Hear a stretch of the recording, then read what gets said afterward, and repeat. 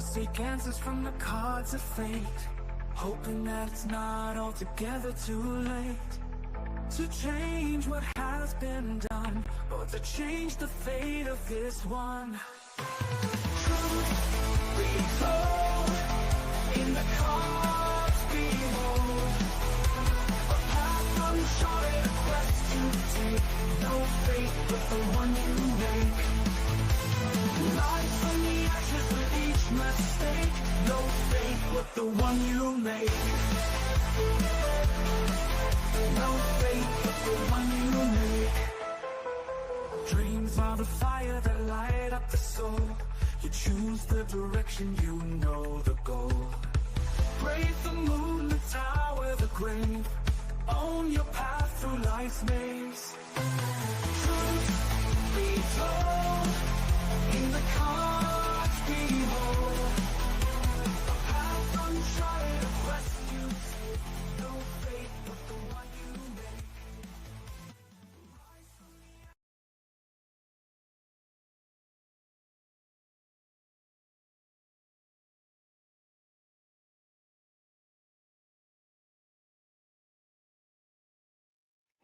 Hello, everyone. Welcome to the show. I hope you're having a fantastic Saturday. We are going to watch a movie that I really, really adore, and it is called Darkman, 1990. What a movie. I know it's not probably like everybody's favorite, but I don't know, for some weird reason, it just has a special place in my heart. I do love the style of this film and just the energy, the raw, untamed, unbridled energy that's coming from the performances and the ideas. And it was pretty much like nothing I'd ever seen before.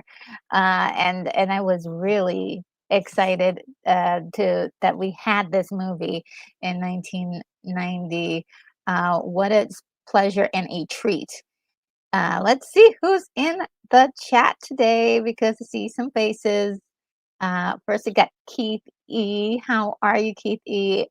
So good to see you. Thank you so much for being our amazing, amazing moderator. And really, really appreciate you. Says hello, Retro and everybody. This should be a great movie. It cost 16 million and made 34 million. That is incredible. For 1990, that was pretty good. They got their return on the film, and let's see, and then they most likely got a lot more when with video came out because that was a whole nother thing. And then it was playing on quite a few cable television networks, and it was on playing on television as well, on syndication. So, man, I'm sure over the years it's made a lot more than that. And Putin's Cat and I, or PCNI, is here. How are you? Says Retro Nerd Girl. Have you heard of the George Lucas talk show? They did a reading of Return of the Jedi last night. No. I would be really interested to see that. Because anything old school Star Wars, I'm definitely down for. I'm into the new stuff too, like just figuring out the news and stuff about it. Really still fascinating to me. But yes, definitely, I will try to see if I can find the George Lucas talk show. Sounds exciting. And Kimberly Ann Hart is here.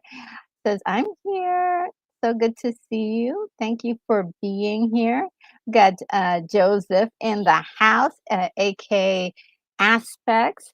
Thank you so much. I went to the mailbox and I found something I think it's from you, and it's a huge box. It's like that big. It doesn't even fill up the screen. So we'll have to do a small what's in the box later on. I also have another bit of mail, and I think that one is from Ted Rogers. I'm not sure, but we'll take a look. Oh my God, Joseph says, in recognition of termination dust on the mountains and in Anchorage, let me present. Oh, you are so sweet. Thank you so much. This is so great. Oh, the channel needs it so much. I can't tell you how much because YouTube has, I think they've done something a little bit different in their algorithm, and they've changed some things, so views are they're it's rough on creators right now. So thank you so much. Sabrina's Espresso, Santero 59. Oh, W Necron also gets a free one. The Batman, DJ Play Nice, Lisa, Javatar, Charlie Gardner, Dave Sunstrom. Oh my God, he's so awesome. He got a gift membership too. Java Love S and some numbers. Got one too. Jaja Love. Okay, yes. And RPC Musk Musk Music. It also got one. Bryce Burchett got one. So amazing. Thank you to who else? Oh, Dan Candy, Terrence, House Guy got one, and Scotty. Oh my God, Scotty. I love Scotty so much. Scotty R37, who hangs out over on Anti-Derivative Chills channel. Thank you so much once again, Joseph. This is really great. You're such a wonderful you know, benefactor of the channel at this point.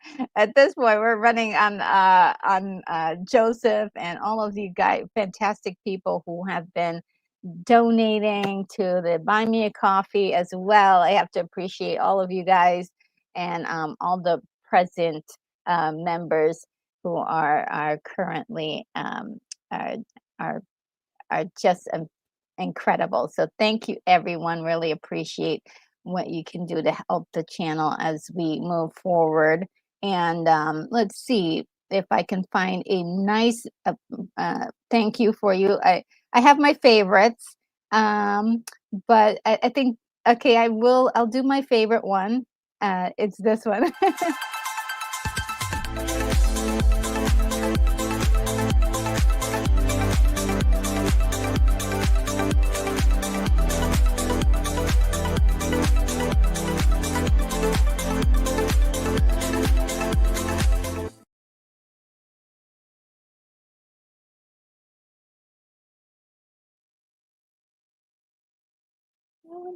Oh, I didn't even. You know what? I'm just realizing there were more. Okay, Stunt Brat got one, which is awesome. We always want our Stunt Brat to get one. Gavin Blackburn, Barry On, The Outcast Creative, Lancey. Oh my God, Lancey got one, and Skywalker the Jedi. Oh my goodness, so great! I'm so happy that they got. These are some of my favorite people. So I'm so happy that you all got and I think the way it works is like the more you're on the channel, but I think some channels don't get it. I don't know what is the weird deal about it, but I don't know how it's done, how it's chosen, but I'm just so happy that you guys got a chance to have the membership so you can browse in there and see what's going on. Also, just as a reminder to, I'm sure he's already mentioned it. Let's see. Okay, so it ends in 30 days for everyone who got a membership. It ends in 30 days, and after that point, if you want to continue to do memberships, you're most welcome to do so. It will really help out the channel quite a bit and help me out. So thank you so much. I'm so glad that you guys got gifted, and thanks again, Joseph, for that incredible gift. It really means a lot to me. And Keith E is just like, yes, he's saying hi to you. And oh, Bonzo Kilborn is in the house. Oh my goodness, it's awesome. And PCNI says they're like a theater group, and they have read the other 5 movies too. Clancy Brown was Vader last night. What? Okay, everybody, you gotta head over to, the George Lucas talk show. That's incredible. This was on YouTube. Just verify for me if this is a YouTube channel. Um, and, because I am into it. Thank you so much, BCNI. That really, as I was looking for good entertainment last night while I was doing my work, and, um all I had was like YouTube YouTube business and growth videos, and I was like, "Oh, I'm so tired of these these videos that don't really help." And but I was just like, I wish I had some fun videos to watch. And yeah, that would have been something fun to watch last night. I still have tonight, so maybe or tomorrow I'll maybe head over to that channel. Thank you so much, PCNI. Let's see. And yes, once again, congrats to everybody who got a fabulous membership gifted to you from Joseph. It's really amazing. And Joseph also says you should be receiving another package around 10/6, but just some Saturday afternoon Halloween seasonal movies. Okay, I love it. Thank you so much. Thank you. And San Francisco Retro, I thought I worked on this, but I looked it up. I guess I only visited the set a few times. I had worked for a stunt coordinator, Chris Doyle, before. Okay, okay. Oh, wow. I hope you're having a wonderful Saturday. I didn't see when you came in. It must have been like my eyeballs must have been jumping out of my mind looking at all of the memberships is probably what. Oh my goodness. Yes, and so good to see you. And let's see. Um, PCNI says try to watch the broadcast order if you do, or you might miss why some actors are certain characters. Oh, okay. And this is on YouTube, or is it on a different platform? I'm guessing it's on YouTube. I can't wait to see it. I can't wait. Clancy Brown as Vader. Ah. Okay, stop it. All my dreams came true. It seems like. Um, let's see. And all right, so guys, let's get to the movie at hand. We are gonna be watching Darkman, and a little information about Darkman. Darkman I'm reading this right off of Wikipedia. Darkman is a 1990 American superhero horror film. I mean, who's ever put those together like that? Superhero horror film. I mean, that's kind of wild. Directed and co-written by Sam Raimi. The film stars Liam Neeson as a scientist, Peyton Westlake, who is brutally attacked, disfigured, and left for dead by a ruthless mobster, Robert Durant, played by Larry Drake, kills the role. It's amazing. I love his performance. After his girlfriend, attorney Julie Hastings, played by Frances McDormand, runs afoul uh, runs afoul of corrupt developer Louis Stack Jr., played by Colin Fields, an experimental treatment gives Westlake the superhuman strength.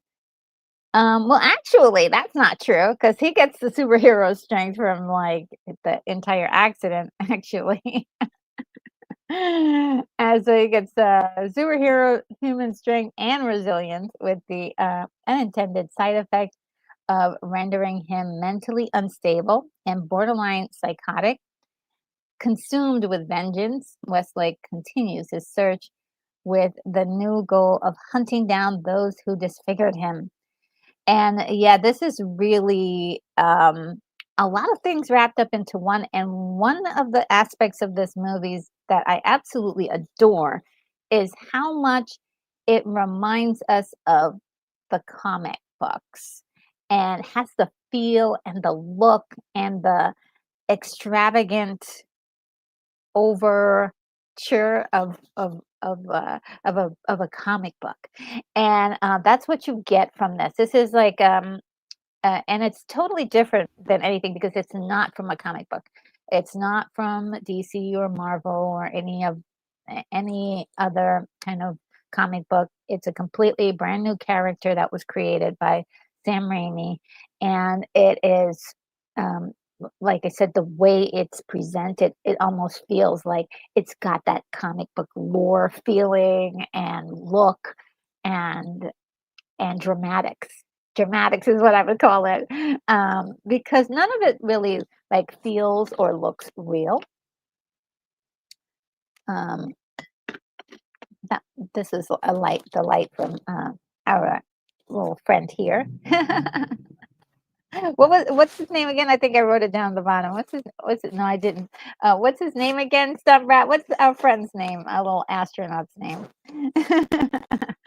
um, yeah, it's really hits so different than any other movie at the time. The closest thing was maybe Batman, or that was it.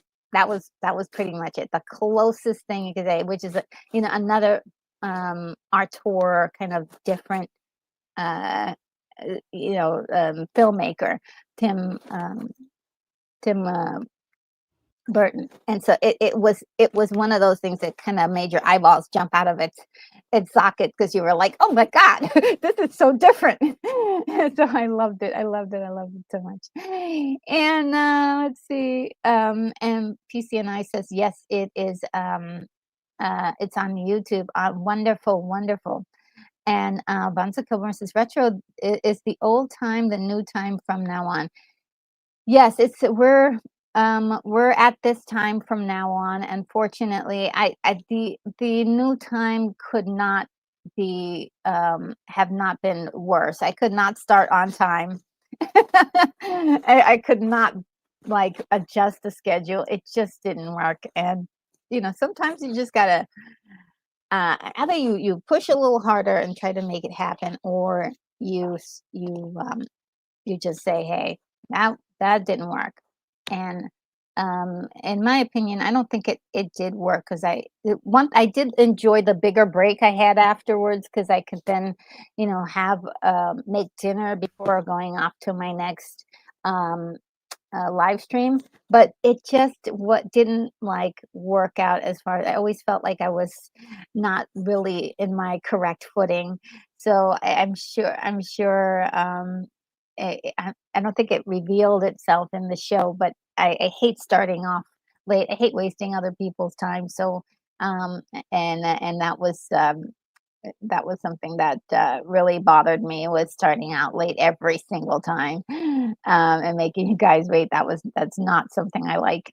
And PCNI says, yeah, that's different. He just created this guy. Yeah, it was wonderful. I thought it was wonderful, and so creative, and as like this secret comic book character was living inside of him, and he just like put it out there. It's so good.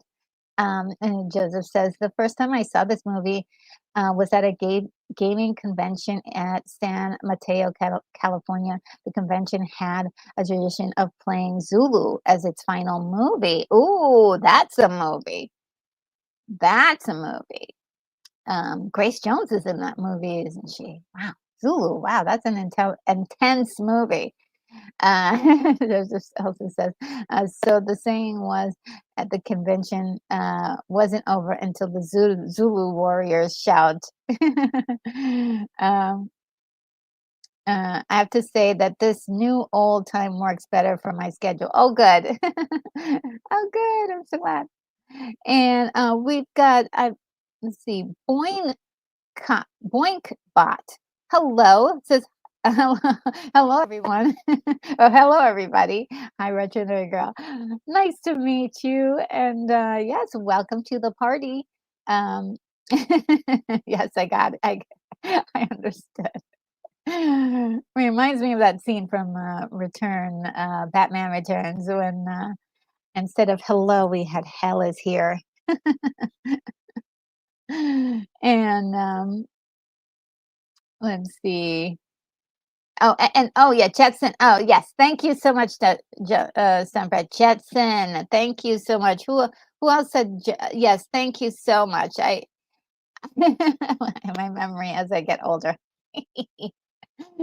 um, and let's see. Oh, and Brain Point Bot wants to know what happened. Well, I had my schedule for the watch parties was at 3 p.m. Central Time, and then I changed it to 2 p.m. because the algorithm or some um, stats said, oh, you should do your watch parties earlier, and actually it didn't make a difference.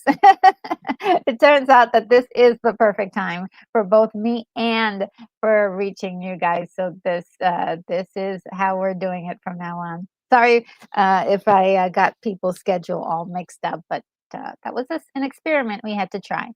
All right, so now to the movie at hand. It is on archive.com, but it starts in a weird, it doesn't, I believe that it starts differently than the movie that I have. I'm using Amazon for my movie watching experience. And in front of the movie, there is an FBI warning. And so that plays through. So just if anybody's watching it on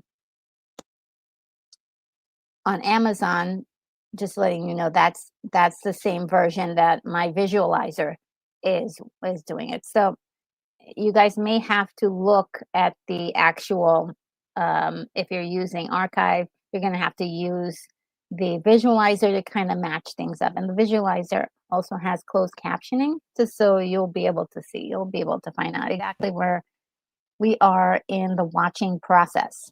But we're going to try to all start at the same time and see if there's any need for that in the first place. There may not be a need for any adjustments. So we'll begin there. Bonzo Kilborn says Liam Neeson should have made a good Frankenstein. Yes, he would have been fantastic. Oh my God, yes. He's got already the physical, you know, uh, intimidation, right, and the imposing, stature that would be perfect for Frankenstein. Absolutely incredible. Then he's got that voice, that voice, and that's what really took this movie right over the edge. I think before this, he really didn't have a whole lot of roles that really put him in the center point. I think after this, he landed some other really great ones like Schindler's List. But before then, I remember seeing him in Krull, and he was in which other movie? He was in Krull for a moment, and then he was in another movie. Oh my God, I can't. Oh, High Spirits, which I love that movie. Does anyone else know about this movie, High Spirits? That was done, I think it was 88.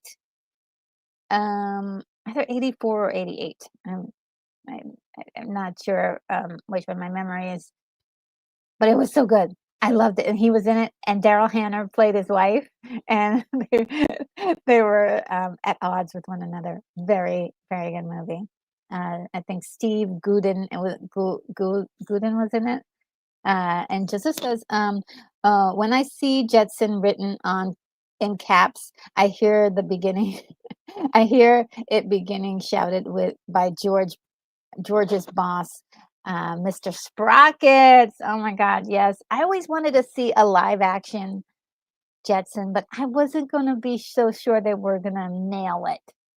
Yeah, with today's ability to create CGI and make it look really good, I think you could totally come up with something. But I also think that looks good. I just don't know if they'll have the writing sensibility to be able to pull it off. Um, and oh, Any Derivative Chill is here. How are you? How is everything? Oh my goodness. Do you like this movie? Is this one of your favorites? Um, let's see. Um, I bel oh, and Boinkbot says, I believe it was Mr. Spacely, right? What was it, Mr. Spacely or Mr. Sprockets? I don't know. It's been a while. Any derivative Jill says, I'll watch whatever copy is on archive.org. Okay. Let me put the link for that in the chat so you guys will have it. Um, and I think it's the whole movie. It looks like it. An hour and 34 minutes. Um,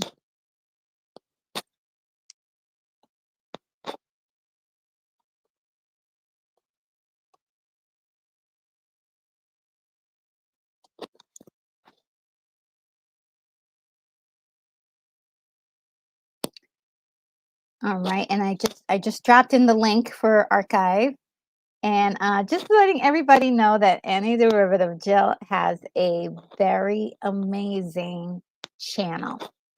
Okay, if you're not or you don't already know about her channel, you really need to sign up for it because not only is it's just the coolest channel. Just they go through all the movies, they go through all the cool like TV shows and such great discussions. And Any Derivative Jill is one of the nicest people on the internet. I mean, in general, but the entire internet, but like the entire thing. One of the nicest people. So highly recommend her channel. Please do visit and take a look around and see if there's anything there. I believe it's mostly the live streams. So she does everything live. So go over to her live stream tab and see all of her wonderful streams.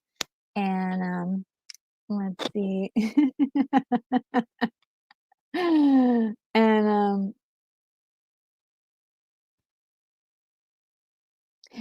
yes, me too. Joseph says you're probably right. Boink got brought. I have to get used to boink bot. There we go. And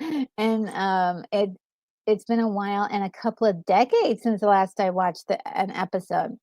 I think it's been a little bit more recent for me, but it is definitely not not something that hasn't been like last week, you know what I mean? Yes, okay, let's see, everybody knows Any Derivative Jill is in the house. And never seen it. It just looks cool. Oh, it is. It really is. It really is. It's really cool. um and it's different. It's nothing like you've seen before. Um, and she's so sweet. Says, appreciate that promotion, Retro. You are awesome. Thank you. See what I'm saying? Oh my goodness. uh, oh my goodness. And yes, I remember Rosie too. Let me see. Joseph says, Rosie the bot. There's a name I haven't heard in a while. When I think of robots, I think of Tetsuko from the Super Milk Chan show. And of course, Robbie the robot. Yes, I know Robbie. Don't know Tetsuko. But yeah, I will get to know all those kinds of characters very soon as we're diving into more anime, which is definitely a blind spot for me over the years. And yeah, Katie says, Jill is here, a YouTube celebrity. Yeah, she's one of the nicest people and has a great channel. So I think she deserves way more love than I mean, I could give us so much more, but I think everybody should head over to her channel. I think if you like my channel, you'll love her channel. You will. I think you will. And let's see, what else are we ready? Are we almost ready for the hype video so we can get it going? Let's see. Um, um, I've got my copy together. I've given you guys the link for the archive thing, and let me also put it in, pin it at the top. I'll put it also at the top for any newcomers that come in. It's going to be at the very top um, of the chat, so they can go ahead and link to it and catch up with us. All right, I'm gonna get things ready. I'm so excited for this. Okay. Let's do it. Let's do the hype video, everybody. Let's get going. Woo woo woo woo.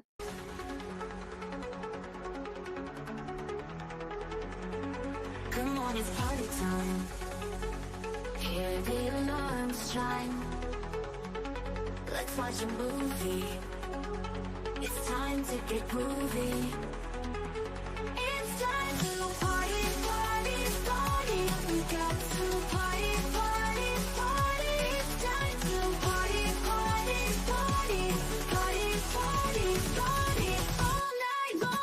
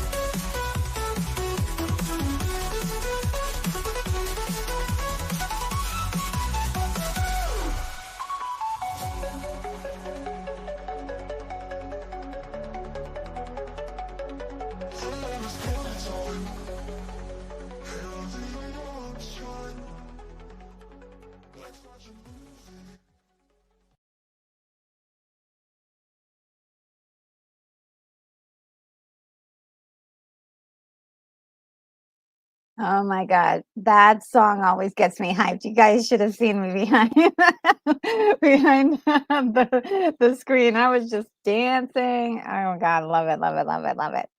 Okay, and also, by the way, that first song, the opening song, that if you didn't hear the words, it's "No Fate But the One You Make," which is of course a Terminator reference. I had to make that Terminator reference. Can't have that. Let's see, since let's see, you guys have been chatting a little bit. Keith E says, speaking of hype, you can always hit the hype button. Oh, I didn't. The Retro Nerd channel. It helps the channel greatly. Yes, well, I know that it happens for if you're on mobile. If you're on mobile, I don't think that it's rolled out on regular channels, just like on desktop or a laptop. But if you're watching on the on mobile, go ahead and hit that hype button. Yeah, that will help me out a lot. And a like button too, you know. Why not splurge? Oh my goodness. And Pointbot says, I remember finding the character Darkman very disturbing to look at when I first watched it. You probably see why. Yes, that's the only thing. I think with today's sensibility, you can look at this and see it as theatrics. And I guess that's what I took it for, because I am not into gore at all. But there are certain moments where I guess I see it as a performance. And so it kind of takes me out of the idea that it's like a really gory thing. I'm not sure how my brain does that, but uh and yes, look at this. Joseph says, retro nerd girl and anti-derivative Jill. What more can a person want? Oh, that is so awesome. Woo, okay. All right. So we are for sure ready to hit play on this. All right. So I've got my timer ready. And the timer just allows us to all start at the same time, and you can pause or judge when there's a reason for you um, to adjust because, like I said, we may be watching different versions of this. So, that's why I have the visualizer, so then we can all be, like, totally matched up, and, let's see if I can get this going. Alright, I'm doing the countdown right now. 5, 4, 3, 2, 1, press play. Alright, and I will catch up to you guys in a few moments. I gotta adjust the layout. There we go, and make sure mine matches. Almost there, and yes. Okay, and there's the timer. Put it right on top of the flux capacitor. Going back to 1990.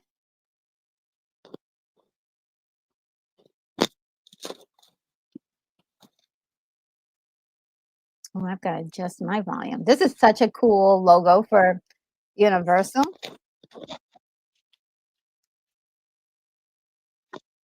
Universal is just one of those companies I'm both frustrated with and like happy with.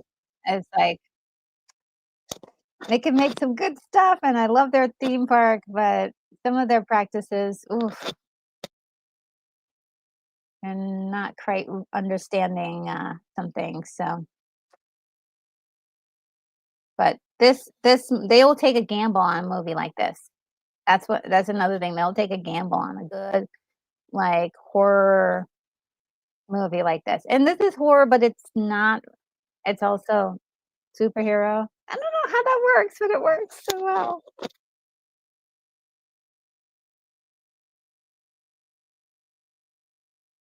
And the music. Okay, music's amazing.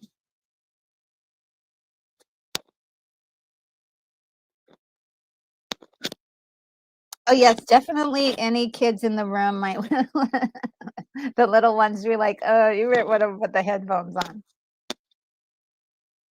This one's a little bit on the heavy side.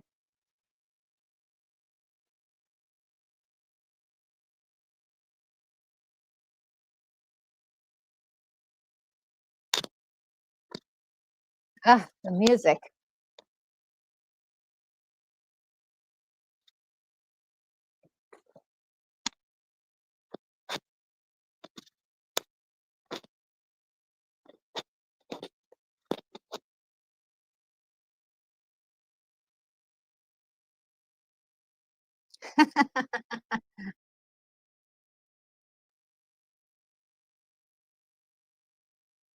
These are definitely make believe mobsters, though.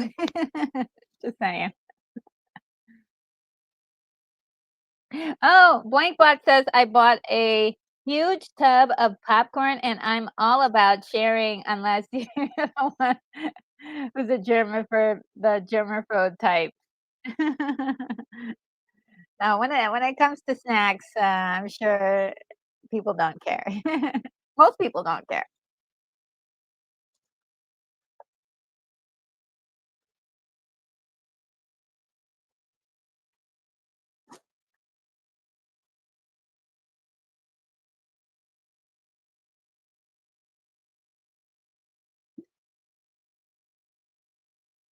It's got that really intense, like, comic book feel, especially with the music, I think.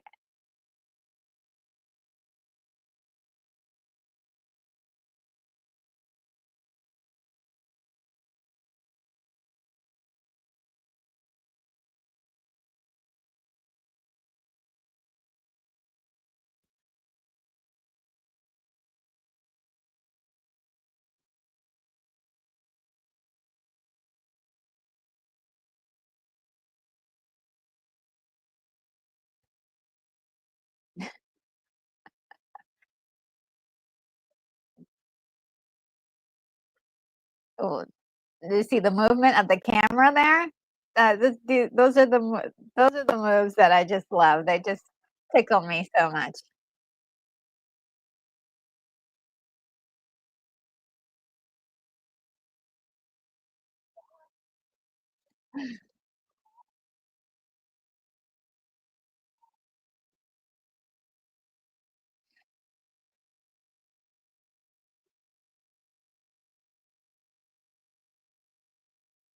Now we haven't seen any blood yet. There's a lot of shooting and there's no blood.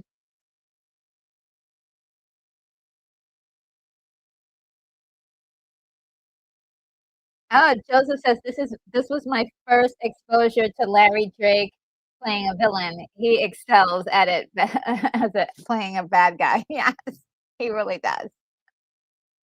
Yeah, we still haven't seen a drop of blood, so they're they're they're being tame.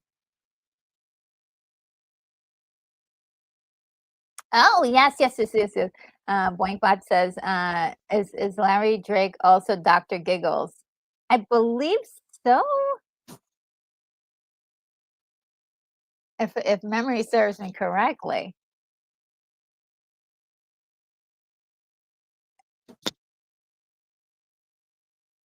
Oh, this freaked me out. No, I can't, no.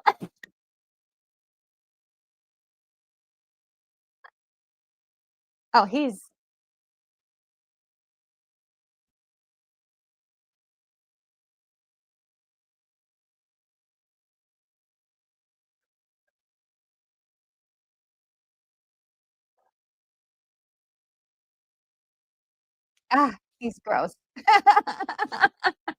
But once again, it's like gore, more left up to your imagination than showing you the blood.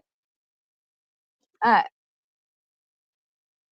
and Keith E says, "Thanks. This movie is new to me. I missed it over the years." Oh wow, well, that's good. Yes, that's what I love about these watch parties is that we get to share in some of our favorite movies and also movies we hadn't seen before. Like, to be very honest, like Charade, that was such a wonderful experience seeing that movie for the first time. And also, let's see, some other ones, Outland and, Silent Running. I saw it with you guys. Awesome. I had never seen those movies before.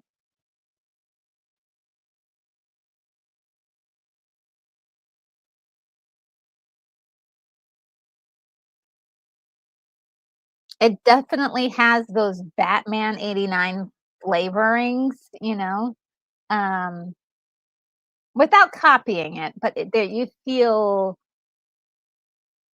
a sort of the same kind of flavoring.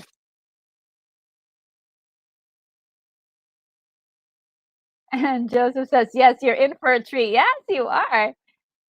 And oh, William Blake Hall is here. Hi, William. Says, "Hey everyone, sorry to be late, but another reactor channel just got done wrapping up to Escape from New York." Ah, okay. I have to add that to my list of movies we must watch together in 2026. Absolutely. Um, and I love Escape from New York. Me too. So much about that movie. That's just so subtle, and they don't make a big deal about it, but it's like, wow, like every scene is just intense. This is John Carpenter again, who's a very, just an excellent filmmaker.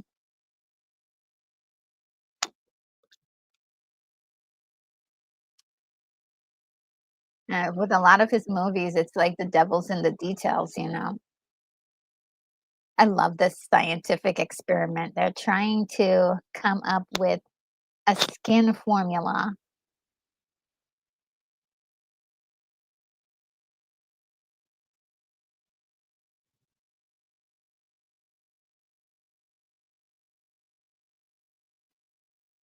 Uh,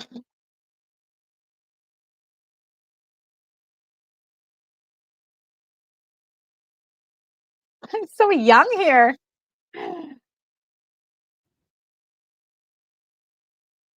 Keith E says, "I'm loving the music." Right? Isn't it fantastic? It's big, but it's also and dramatic.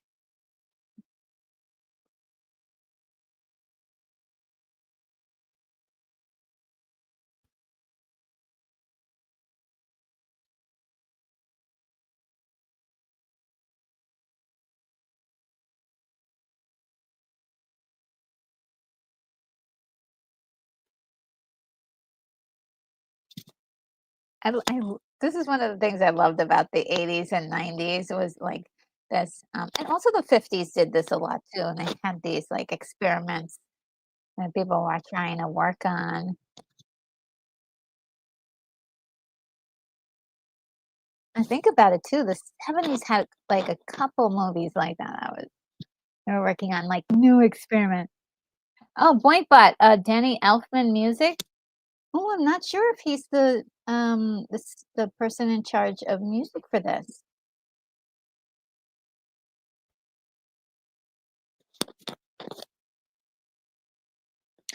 I think with him, it would be more like there would be more, like, whimsical feelings to it, though, and that's the only thing that's missing in this that wouldn't, like, tip me off like that would be him. This is so cute. I love their relationship.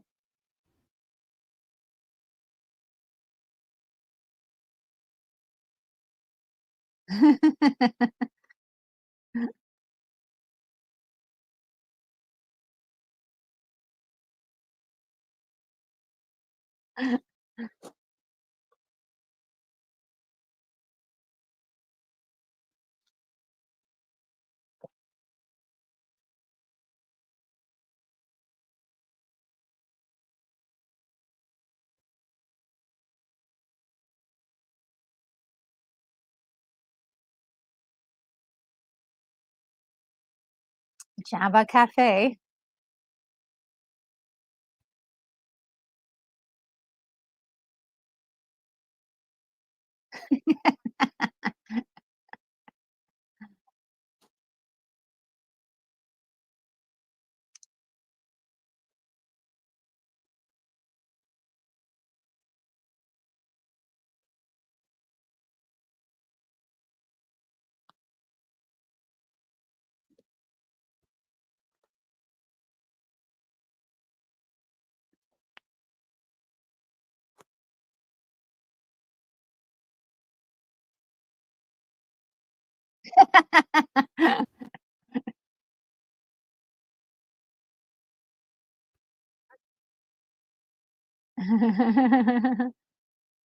Yeah, that little detail right there.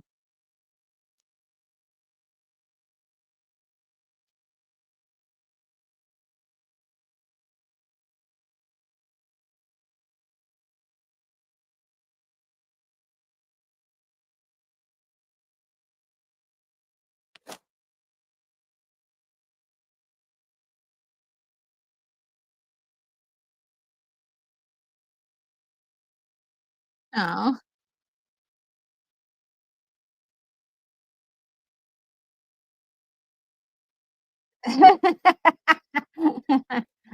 That's so cute. Aw, he is so sweet. Say yes, girl.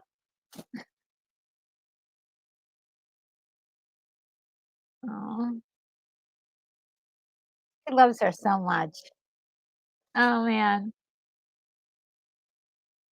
They got the right guy to play this, like, I think he could be intimidating, right? Just from the sheer size, voice, everything. They play it with him as a gentile kind of guy, like they call it used to call it genteel, uh, but just like he's a gentle kind of, like, person.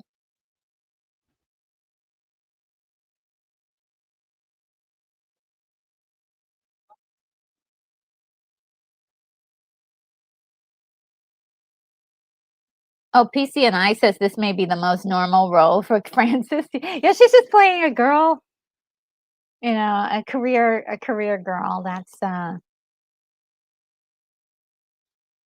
that's chasing a lead. She's almost like a Lois Lane.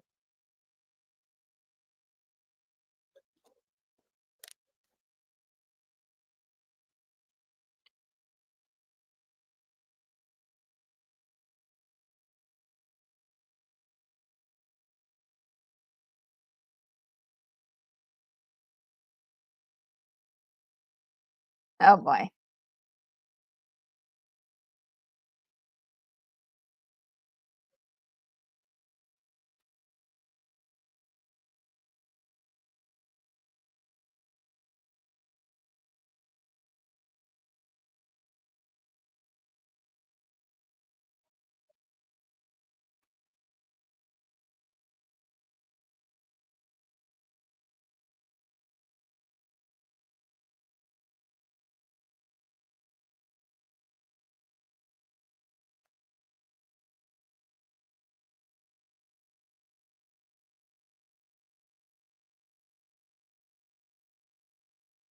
Wow.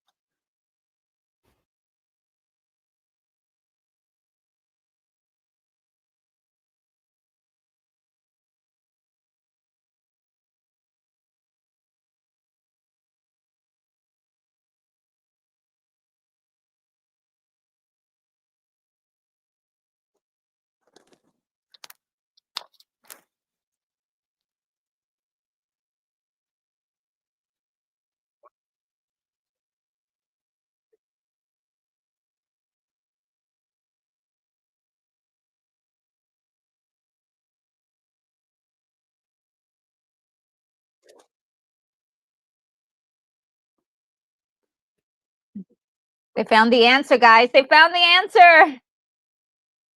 I love it.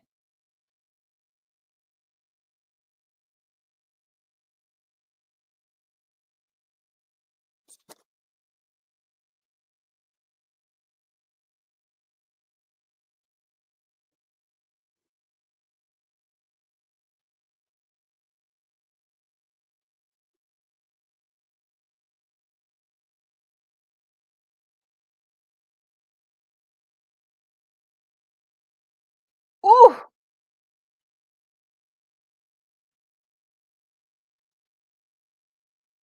look at the angles. So surreal by doing the Dutch angle. Oh,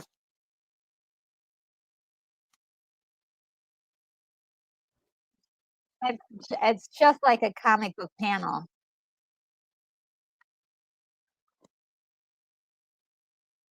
This is brutal. So this is warning anybody who's sensitive. It is a little brutal.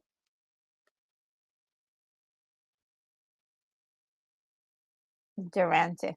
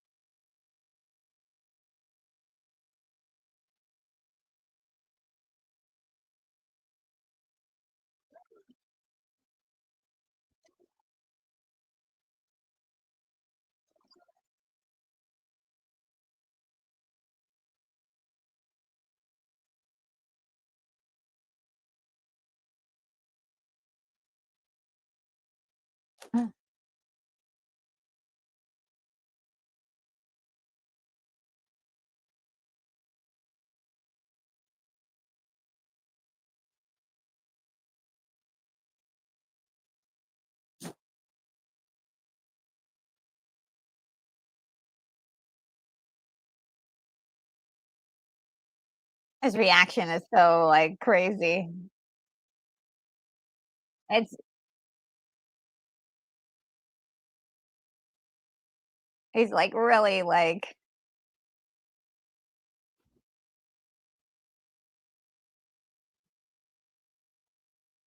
oh no, don't do it. I think this is part of it because he got the electrocution.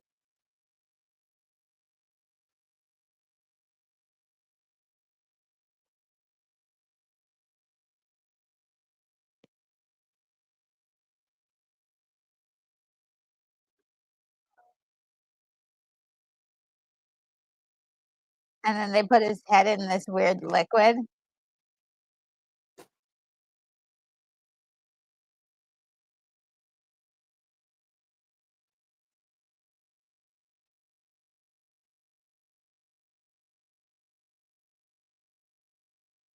I remember this part was like the part where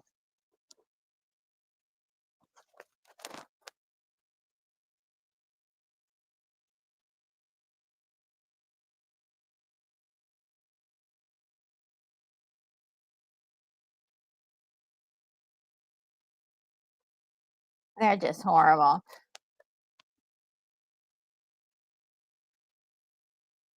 But yeah, this I forgot what they called this thing that rocks back and forth. I remember seeing it a lot when I was a kid, and you could like look at that thing for hours doing that rocking back and forth.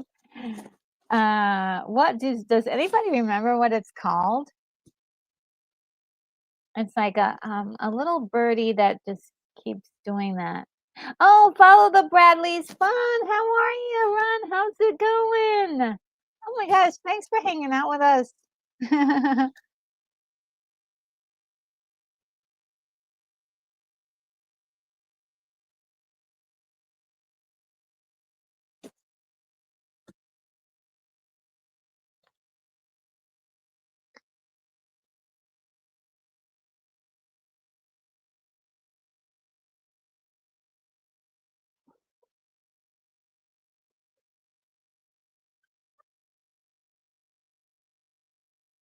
She was just outside. And then the fire is also what also made him superhuman to a certain degree.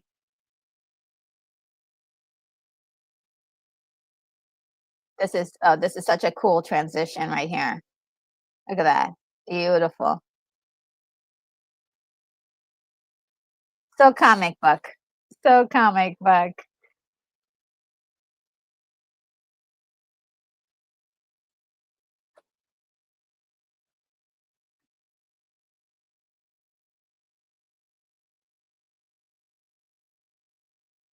Oh, so they did find a piece of his body.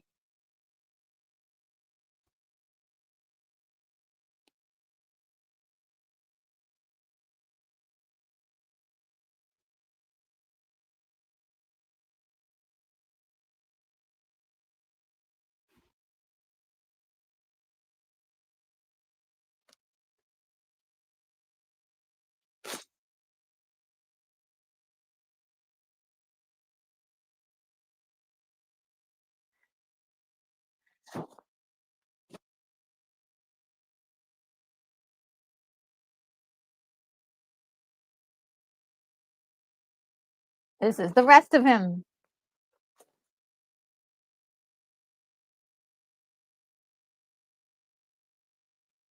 A John Doe or John, yeah, John Doe's man.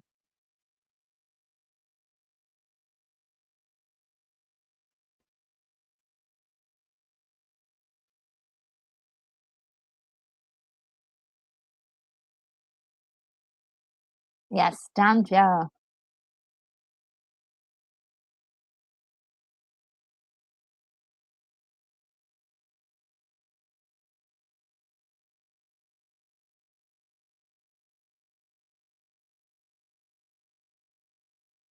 There's John Landis. That was John Landis, and of course,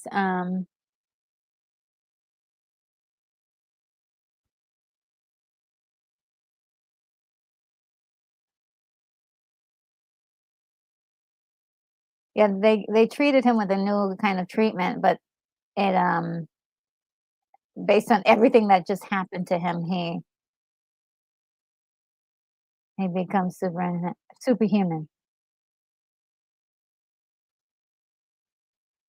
Yeah, there's a there he is.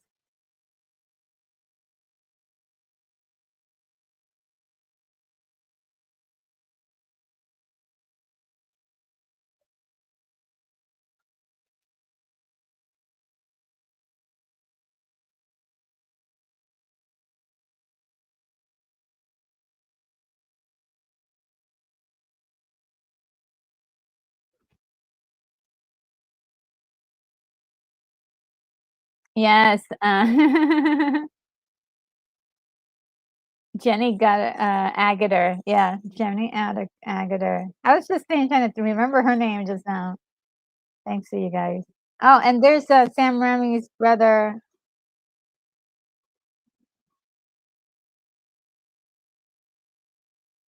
Oh no, that's Sam Raimi himself as playing one of the doctors. Sorry, his brother plays one of the bad guys. Uh-oh, he's pissed. The guy's pissed him off. So when he gets really upset, he gets really strong.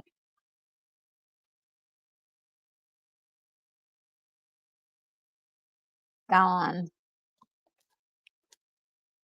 A restraints meant nothing to him.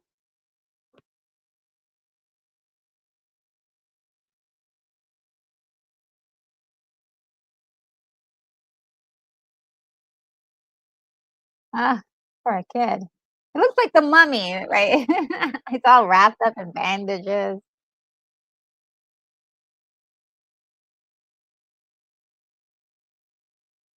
And it just so happens to find a robe in the garbage.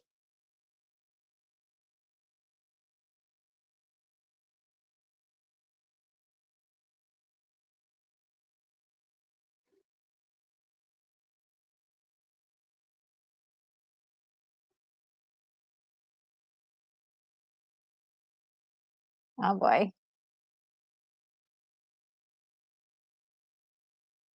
there she is. He looks so terrible. No,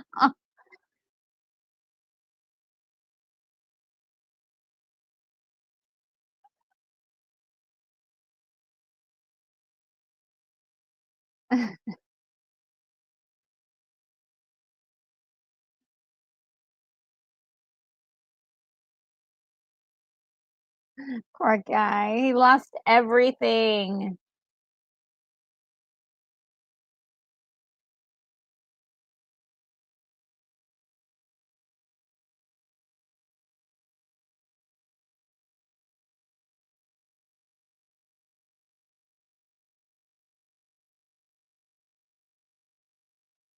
Oh wow, life is so rough for him. My God.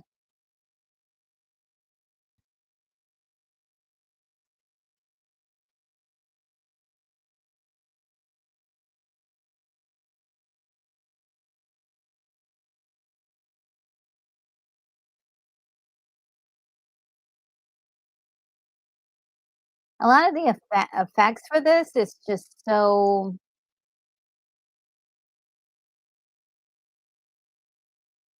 definitely dated, but for some reason, like they hit you in like personal spot.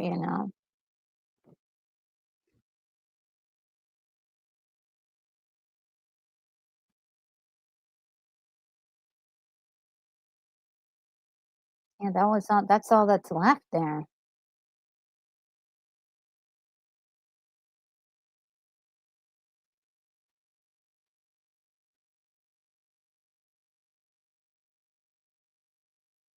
Oh man,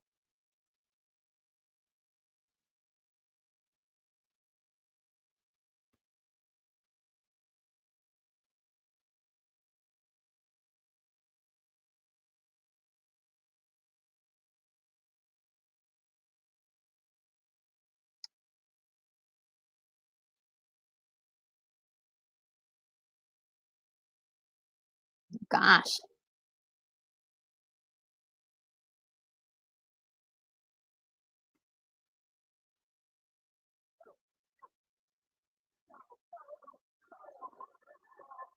Aw, poor kid, poor guy.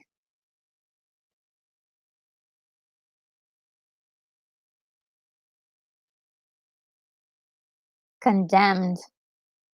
It also is himself being condemned to this life now. This is where the condemned go, you know?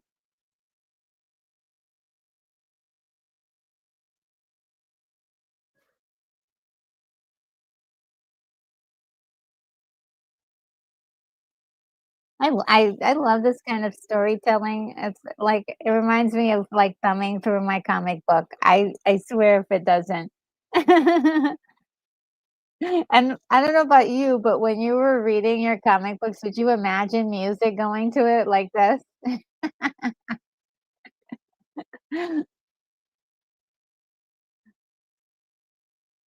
Uh, PCNI says, "So he can't feel a thing. His face is messed up, and his adrenaline makes him unstable." Yes, and then when he's unstable and he has more strength and he knows what to do with. So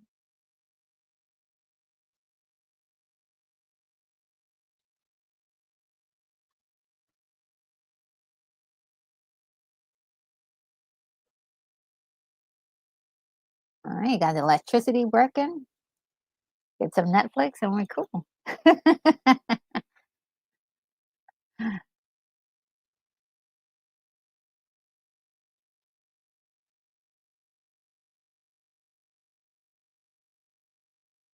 And here, this is where he could really go into becoming a mad scientist.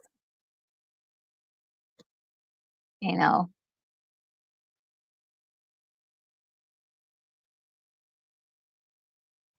I mean, if anything, he made everything. He made it all much better than what it was. Boinkbot says, I love it for those same reasons. Over the top. Yeah, it's really over the top. I love it.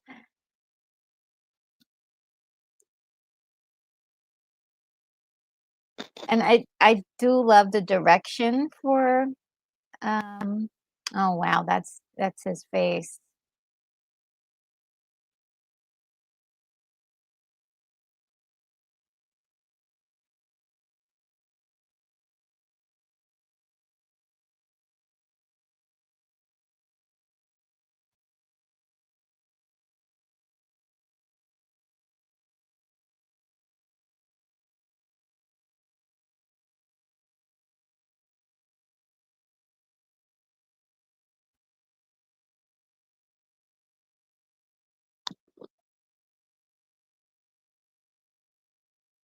There you are, you're becoming, he's using his ingenuity.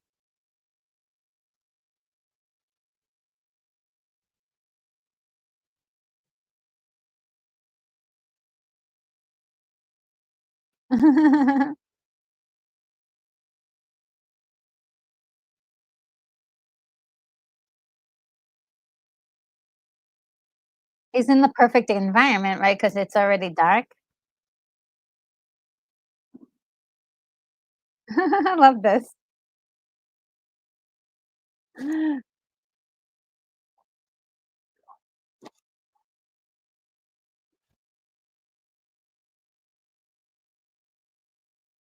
Unstable.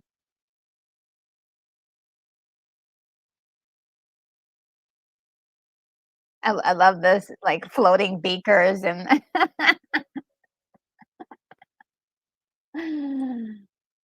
total decay. So cool.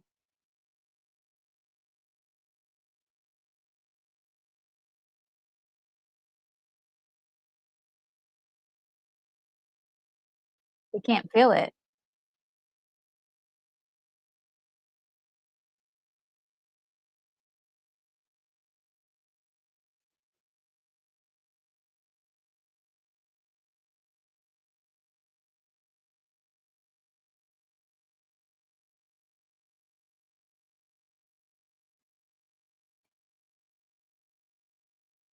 Aw,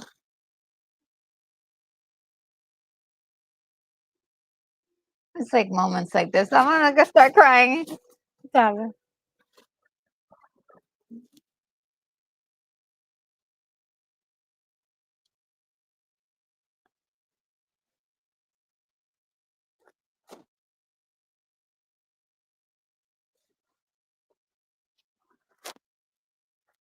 Like, those times when you realize when something bad happens and you're like, "Oh, wait a minute, this is bad. Oh, man," and then you break down a little bit. Gets you right in there. William Blake Hall says Mantis is so much. Exo Man was 1977. Whoa, you guys talking about comic books?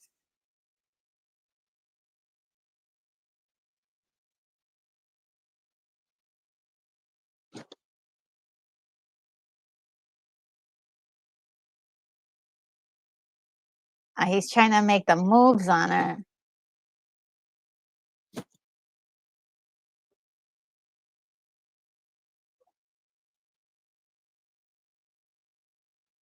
Sorry, you're not charming enough.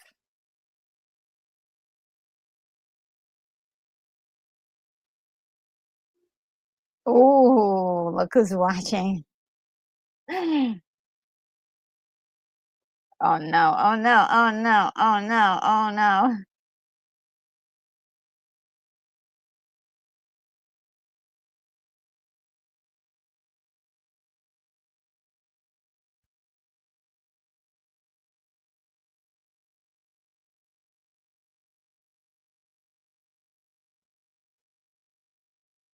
Yeah, he's remembering.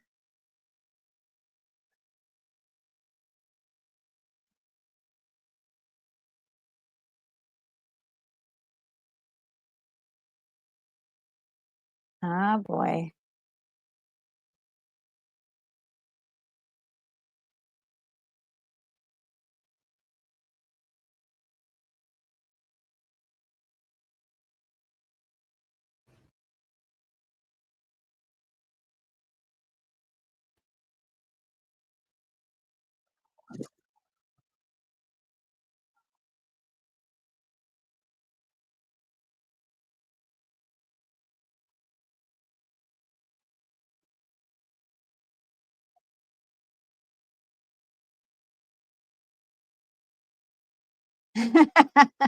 It looks terrible. Oh man, this is horrible.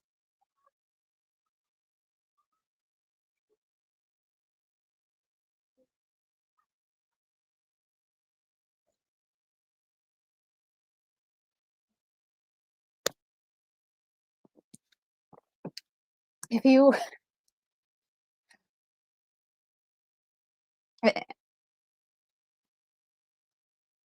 It's like comedic horror. Ooh, which is like it gets you, kinda gets you a little bit.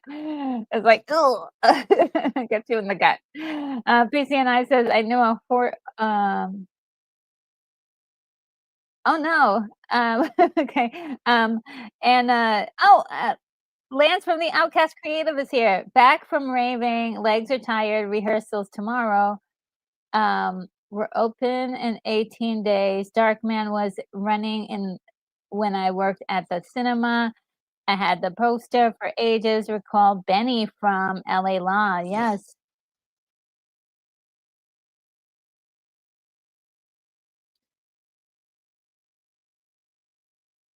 Yeah, he's taking pictures of all of these guys.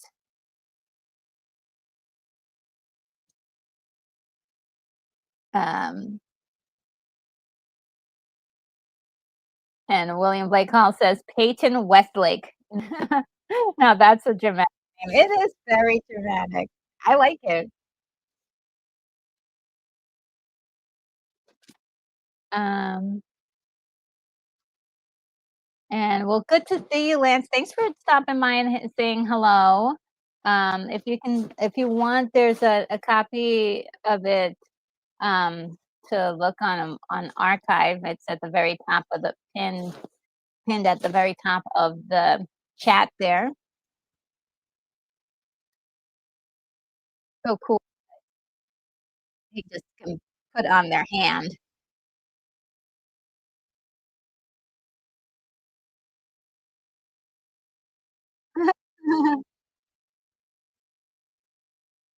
Very Phantom of the Opera feeling there with the organ.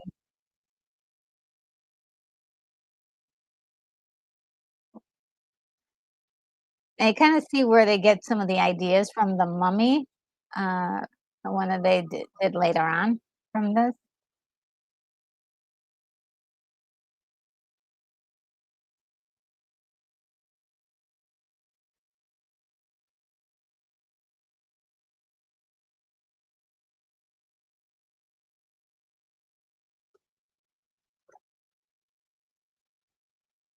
The only thing about the idea of this, which is doesn't work as a concept, is of course matching the actual height of the person and matching the voice of the person. I think they have like a workaround here, but at least the height for sure is one of those things you can't you can actually do. But for the logic of the movie, we will accept.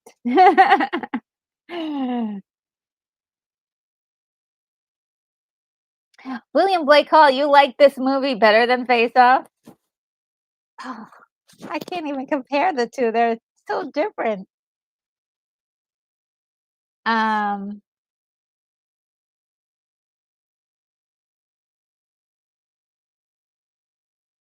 they are so different. I can't. I don't know if I can compare the two, but I like Face Off a lot for different reasons, totally different reasons than this.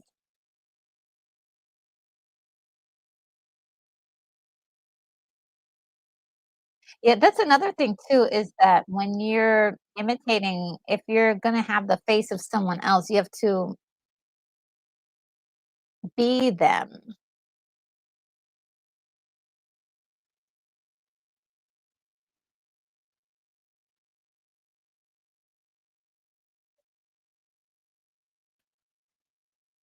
you know? And that's the hard part. It's like being.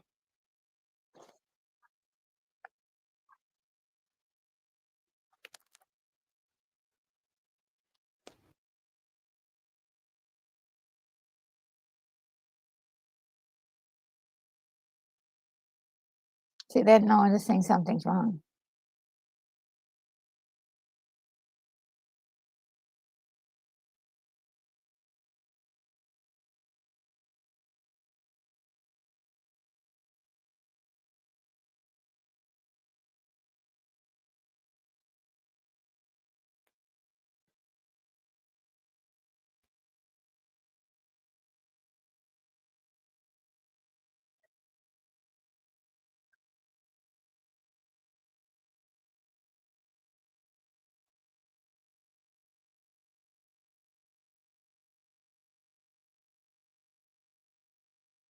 Oh gosh. I feel bad for Paulie. But Paulie, you've been in the wrong business. Uh, PCNI says I've never seen Face Off. It didn't seem happy from the first 5 minutes. It's a roller coaster ride. For sure, there will be giggles. There will be giggles. It's great.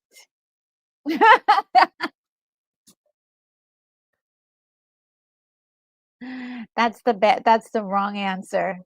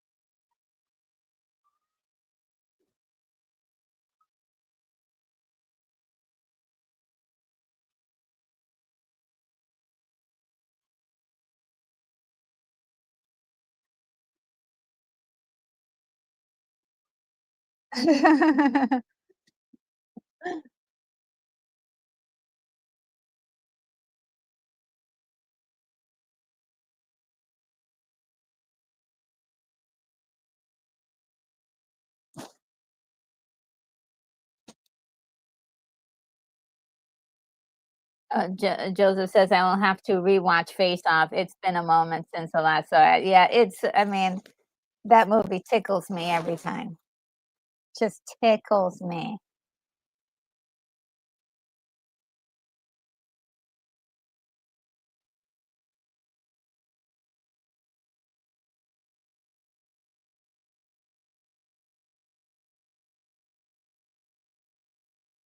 Ah, man, it's breaking apart.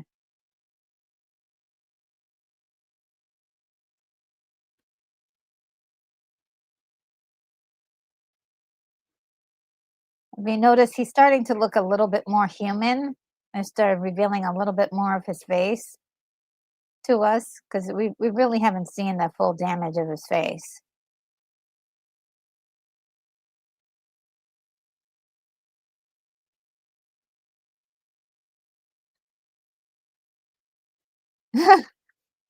His anger is getting to him.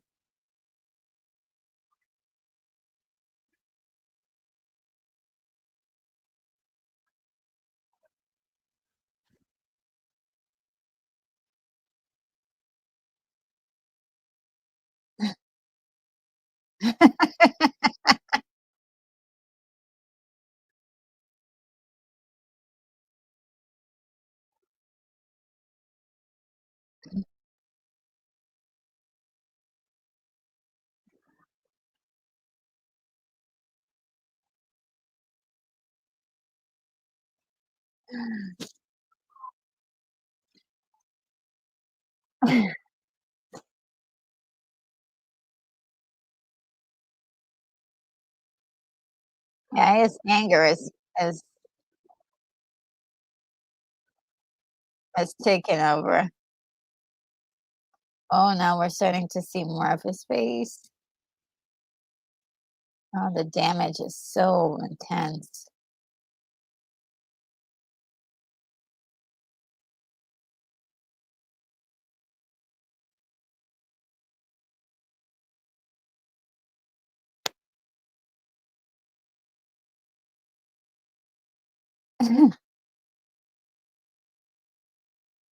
I love the way he's talking himself through it.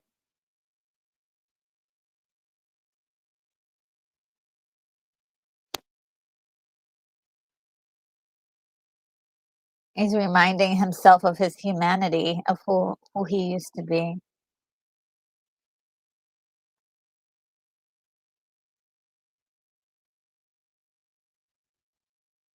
Sometimes like, even, like, some people, like, when they get upset, like, sometimes you need to, like, take a few breaths and, like, grab hold of yourself and remember who you are.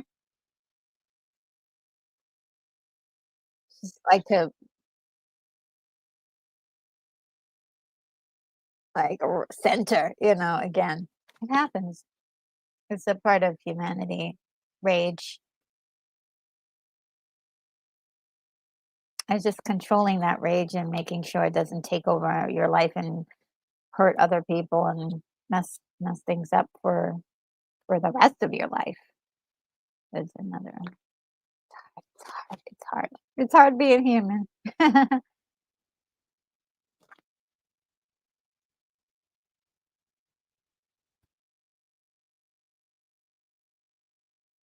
He's very bold for doing this.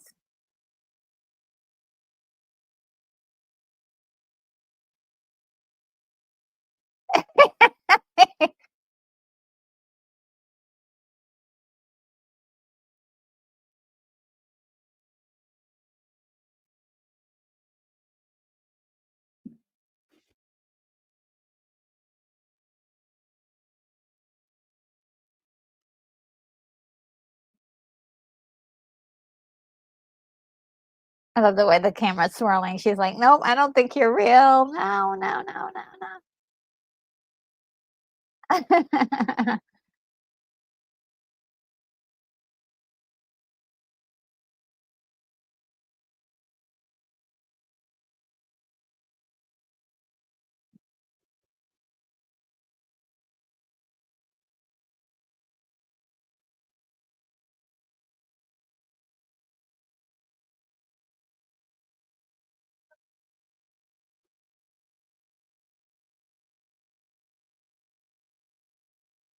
Ah, that is so sweet.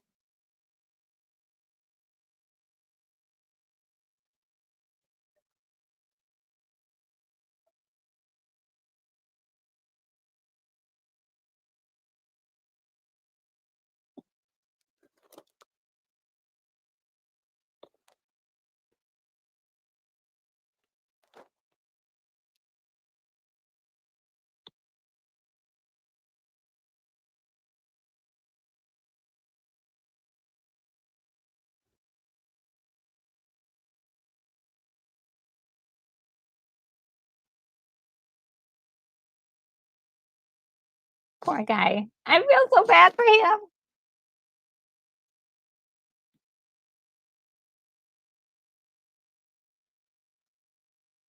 So you really don't know what he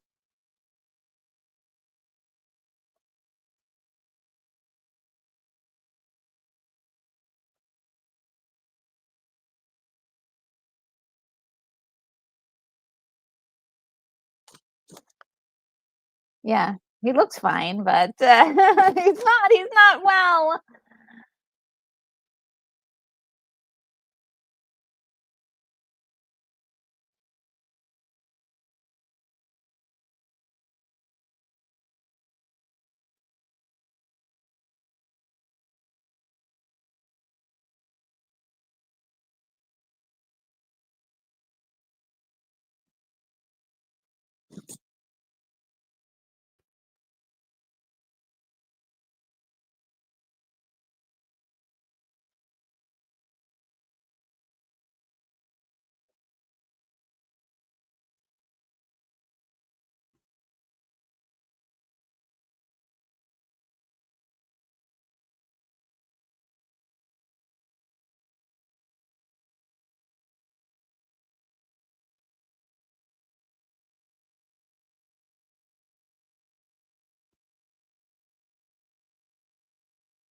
He's got a collection of fingers. What a gross guy.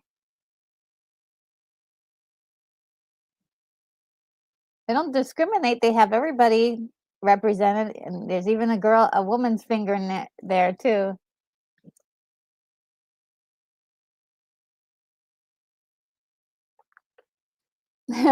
Everybody's his enemy.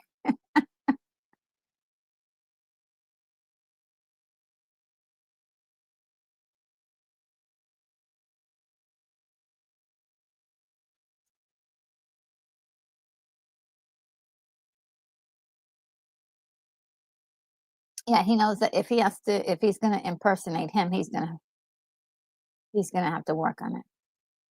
The laugh is an extra.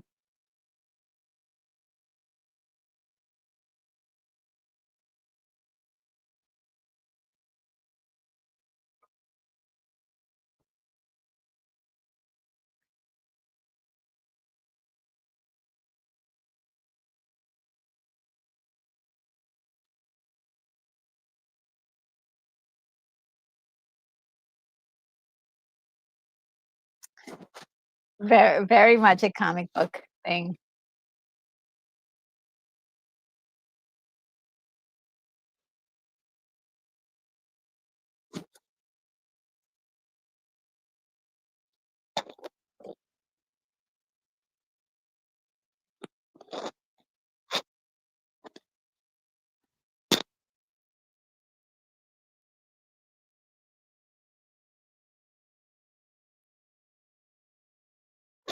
This guy with the ponytail, I'm trying to think if I've seen him in other movies before.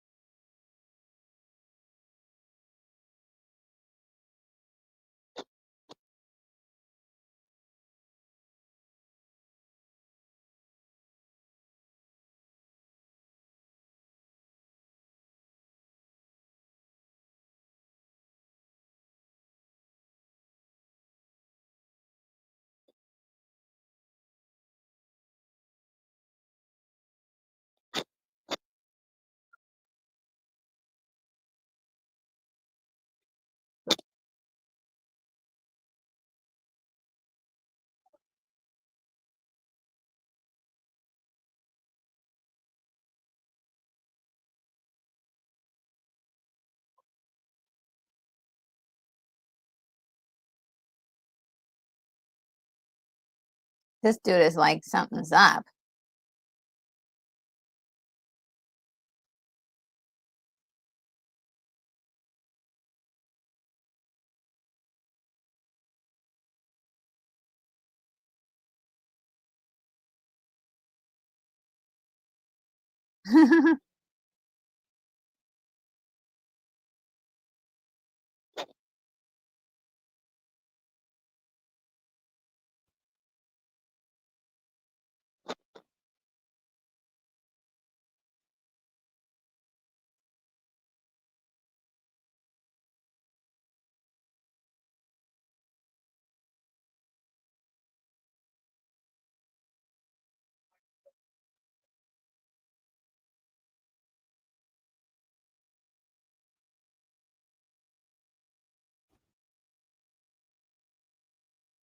Oh, not much cigar.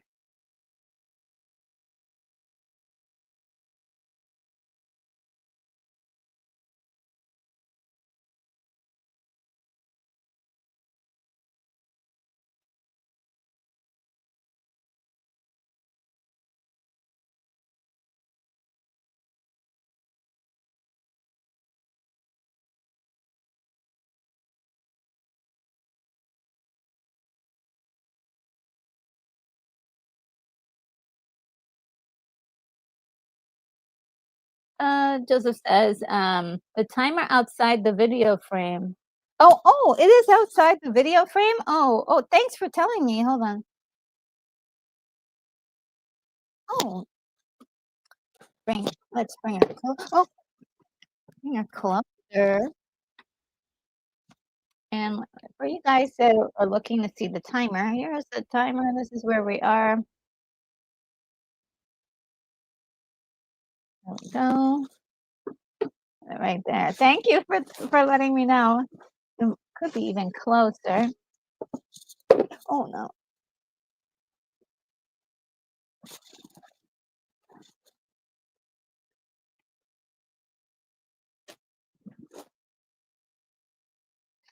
Which one do you shoot?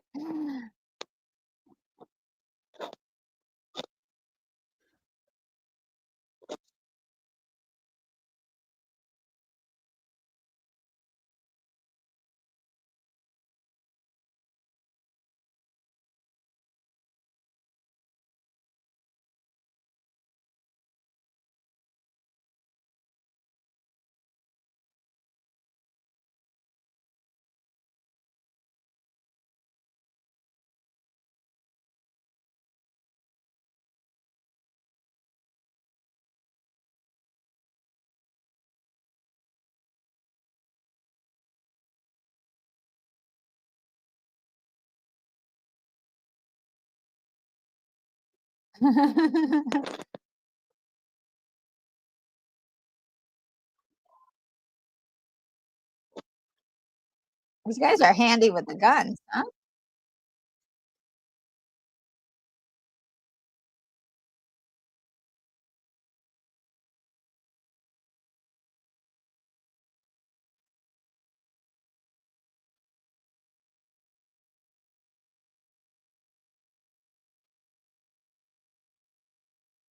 Guys live one more day. Oh, this scene. Oh, this scene. Oh, this is a great scene, guys. Let's see. Joseph says, thanks, Retro Nerd Girl. Let's see.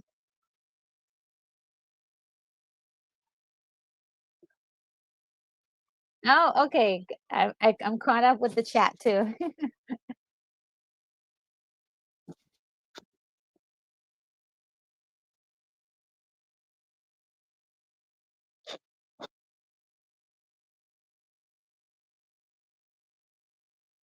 Aw,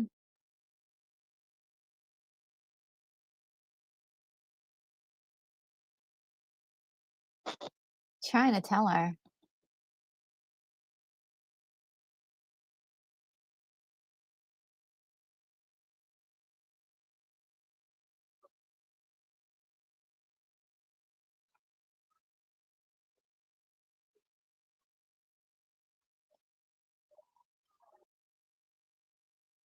Oh man, this is what he was afraid of.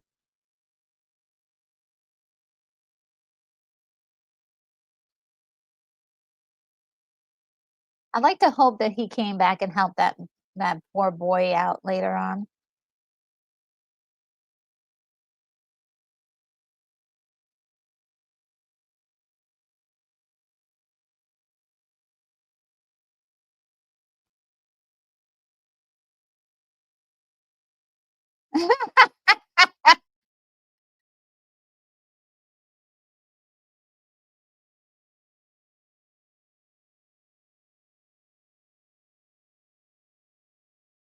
Oh, this is. Then I have to run.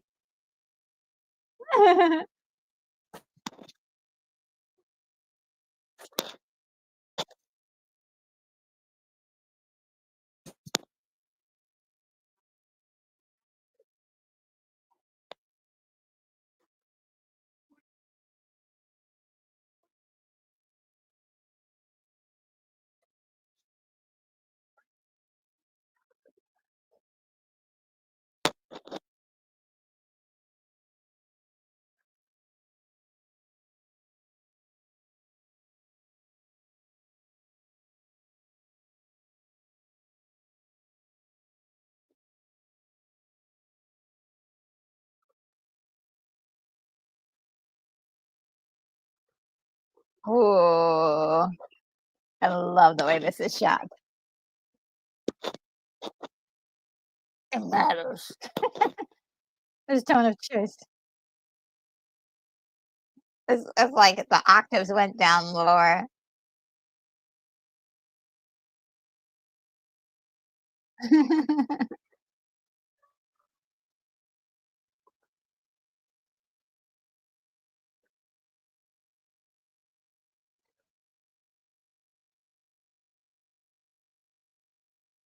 Not bad. I love this so much.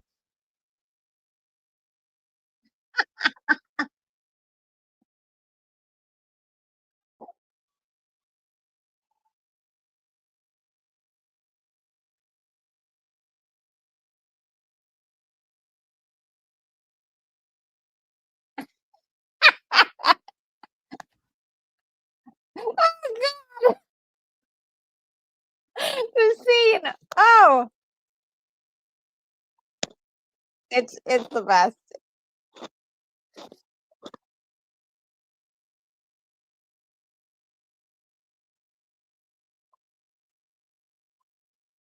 Yeah. Oh man, I feel so bad for him. She's like, "Oh my god, what happened to him?"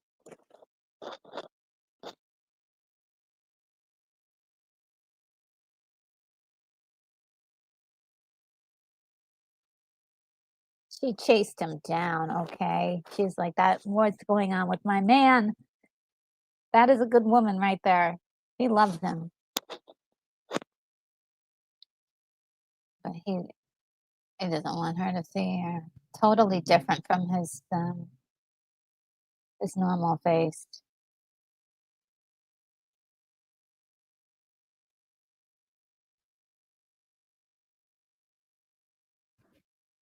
Like, all that time he was working on, the skin experiment. I bet he did not have any clue he was gonna be having to do that for himself.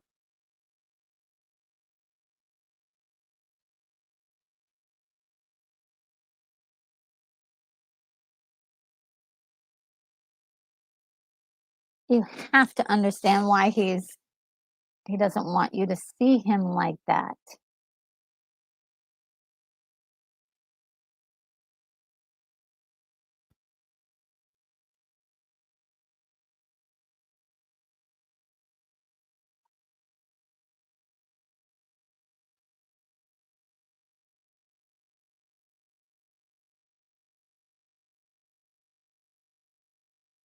Are you ready? Are you truly ready to see what he really looks like now? He just he's not ready to show her.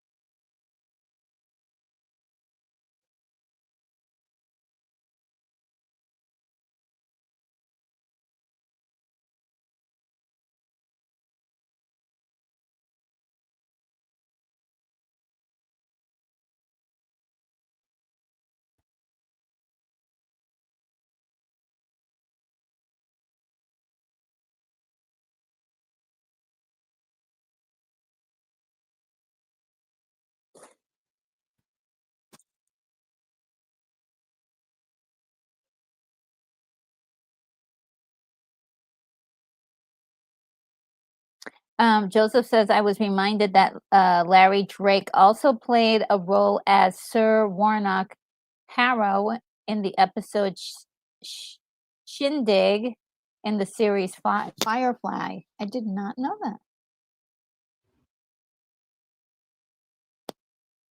So she figured it out, and now she just told him that the guy he that was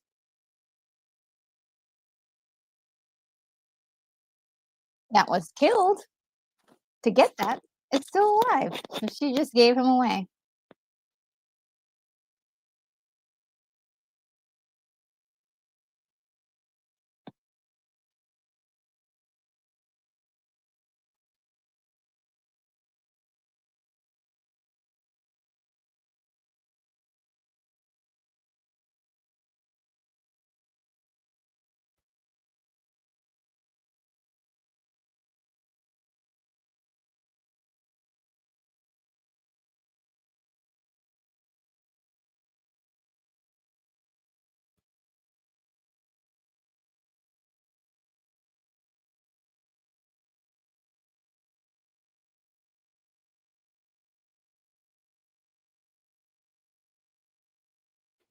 Oh boy. The bad guy is telling her his plan.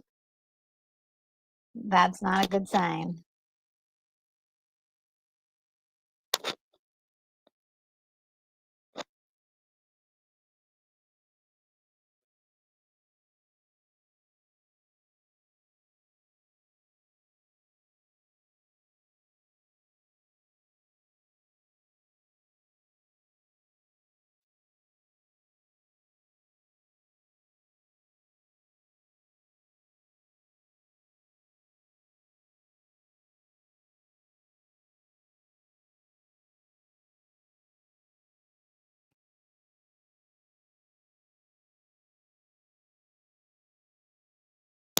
He can't directly get his hands dirty. I mean,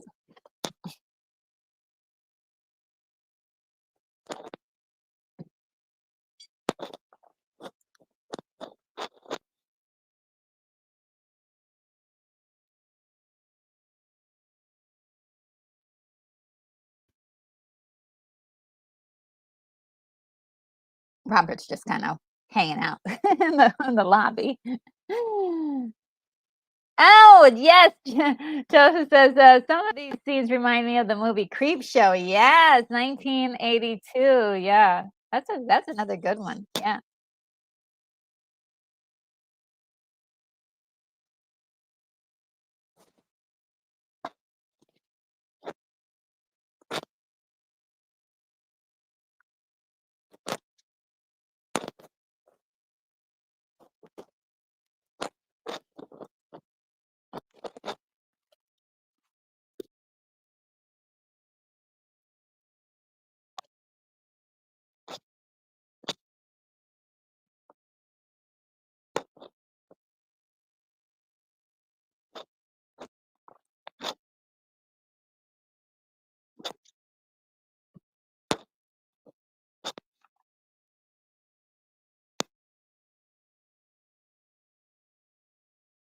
Oh, she went right to him.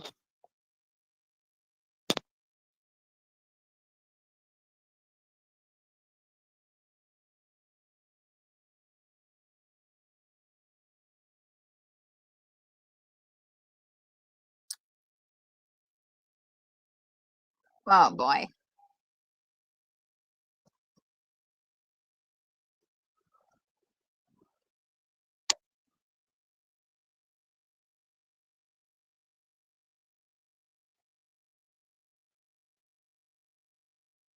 You had to know that was going to happen.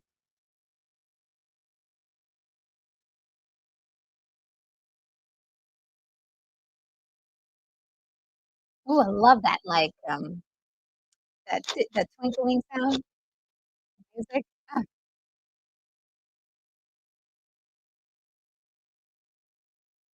yeah, get them away from your lab.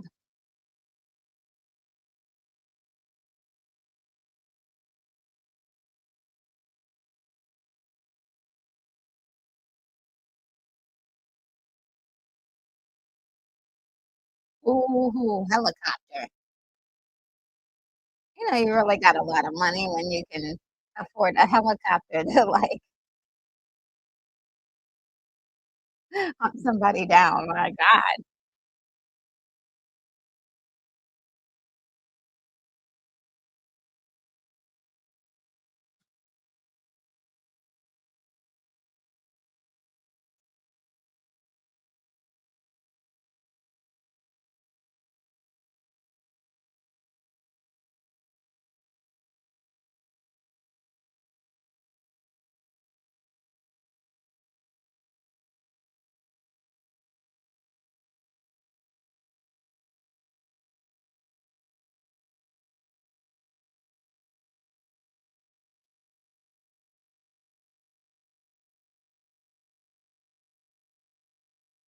Dang, that was close.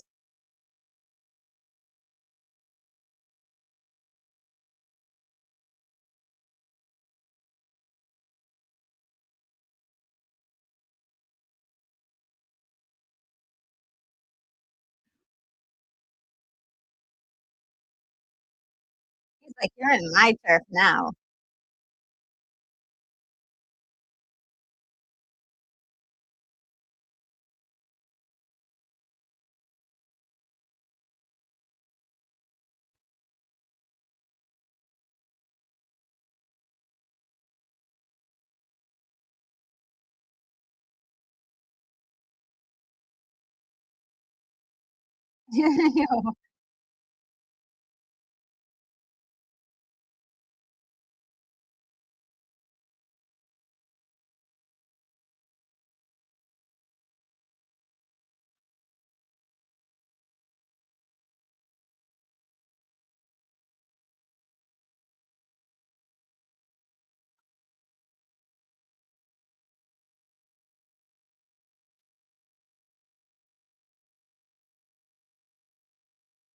I love these suspense. Ooh.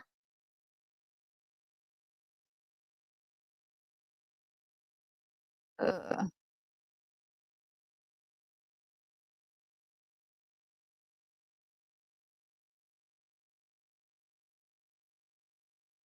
When you hear something like that, you're like, I'm done. I'm done."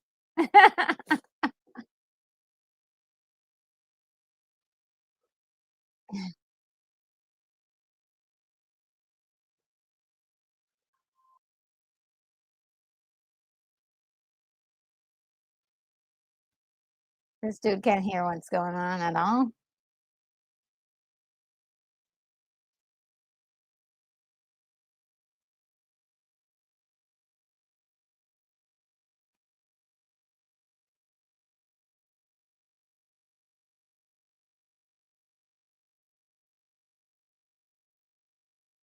Oh, that's your buddy. Oh, no, it's not.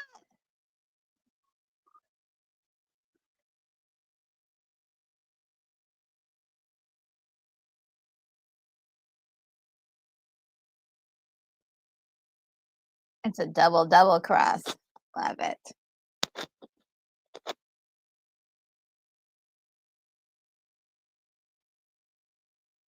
Look at his eyes.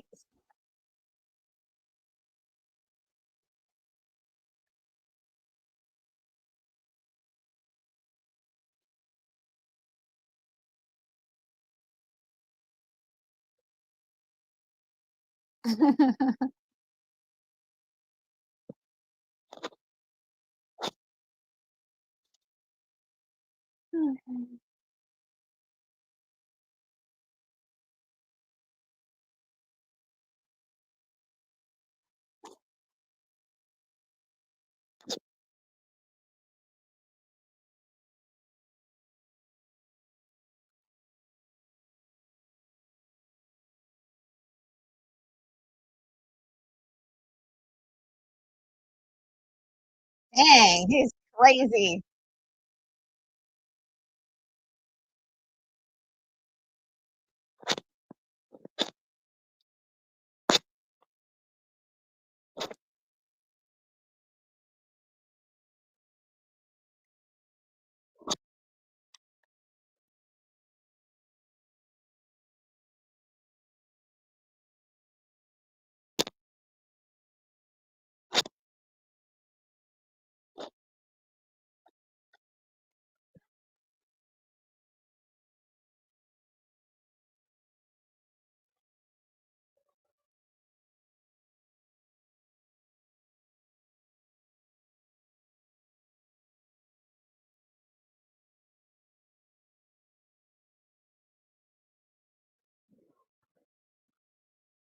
He blew up his lab.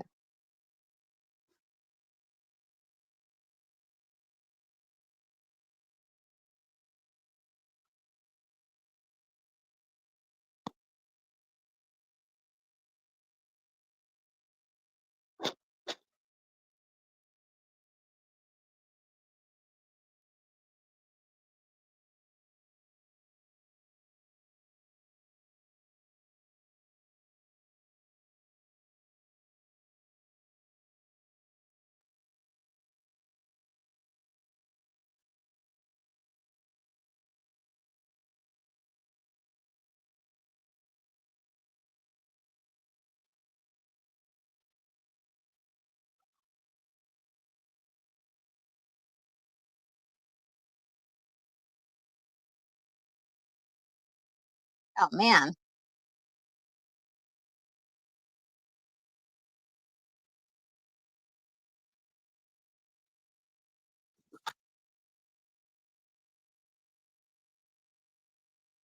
No, is this right?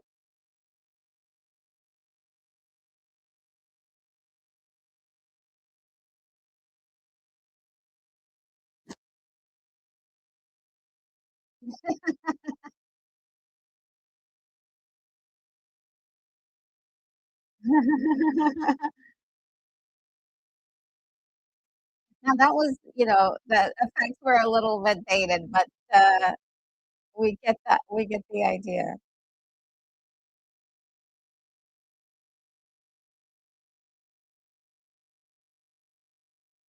It's like firing on the police.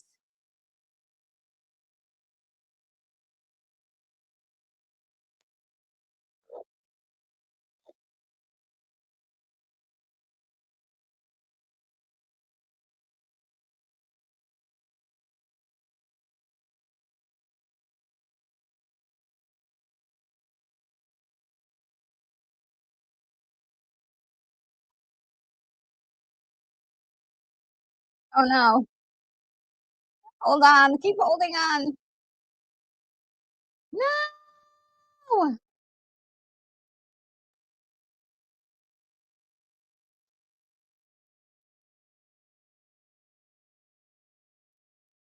He's crazy.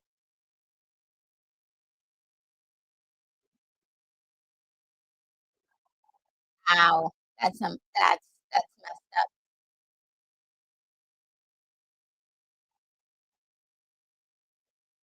I mean, how many people did he kill just trying to kill.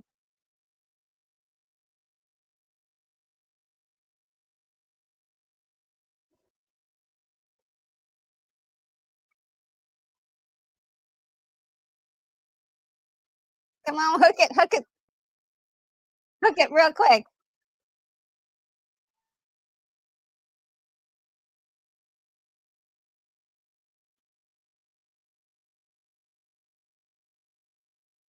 Whoa!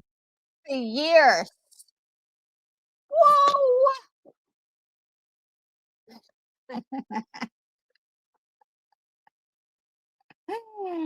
Crazy. And we still have, quite we got about 15 more minutes left, because and, that just tells you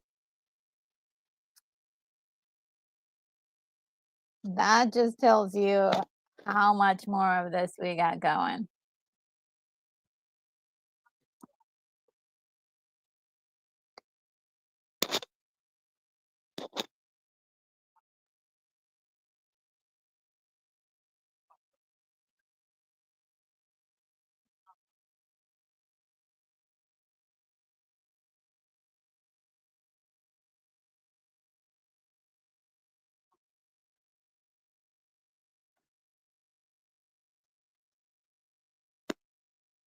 He's gotta play his hands right here.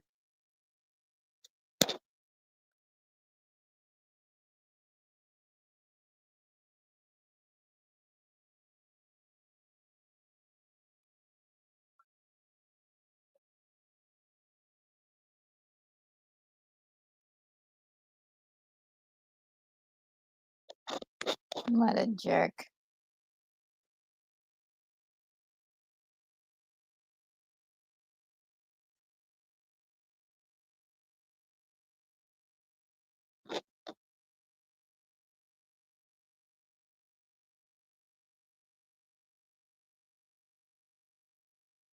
That was a trick question, a trick test to make sure it wasn't him.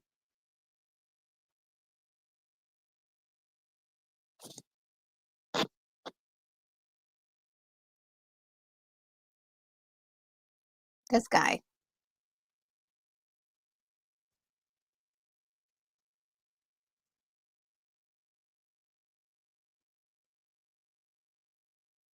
Oof.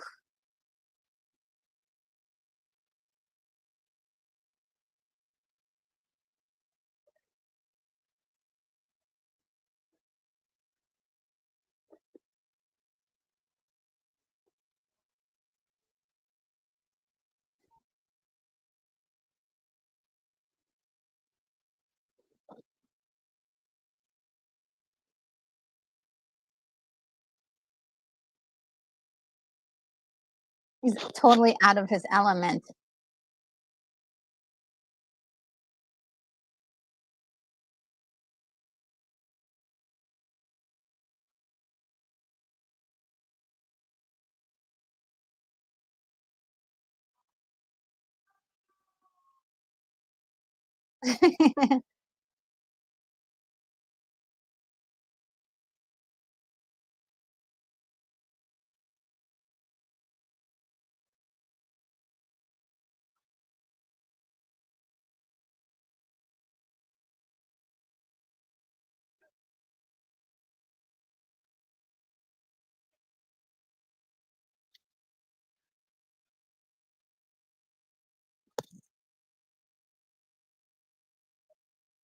Yeah, he needs another henchman.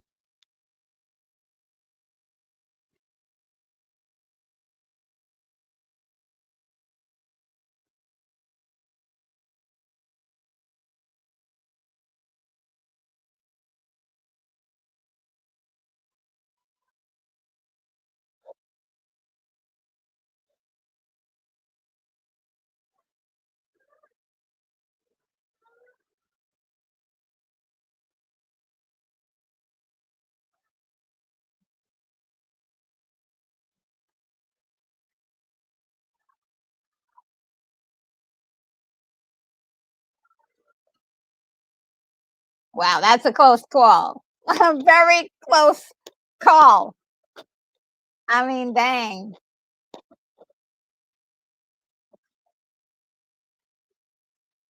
I was gonna say she should have used her legs and kicked that guy, but when you're scared you're gonna die, I don't. There isn't much you can do. And Boinkbot says, "Sorry for vanishing. I'm working on homemade pizza dough and stuff because two of my best pals are coming over later to hang and watch I Madam." Ooh, I've never seen that movie. Sounds like really cool. Oh, no.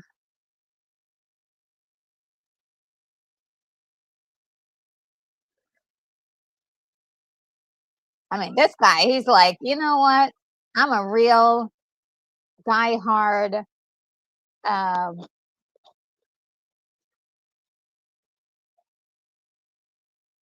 dang, henchman."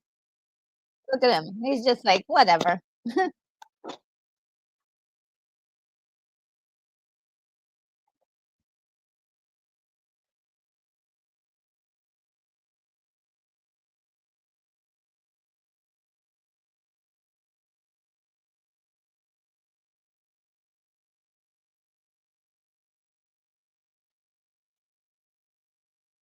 Oh, you are messing around with danger.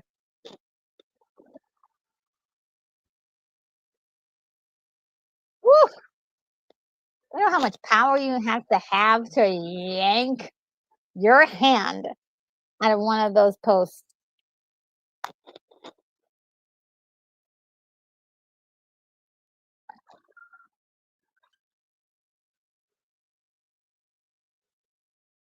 Oh, no.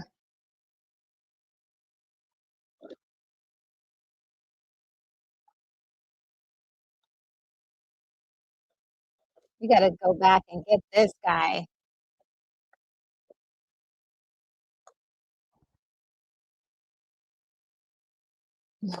I caught him just in time.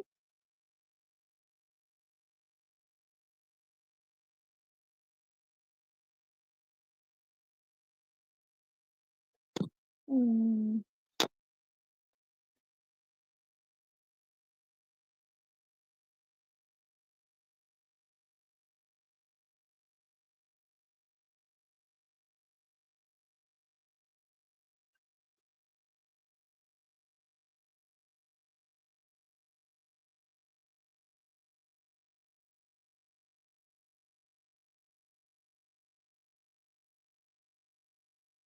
Woo!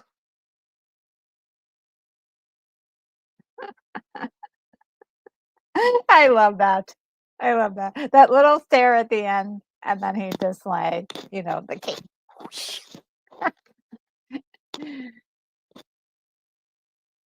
And she finally now gets to see him for his face for the first time after the accident.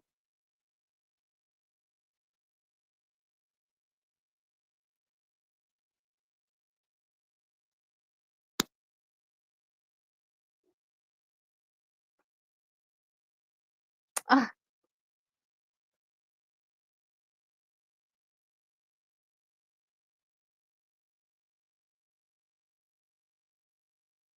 ah, mm,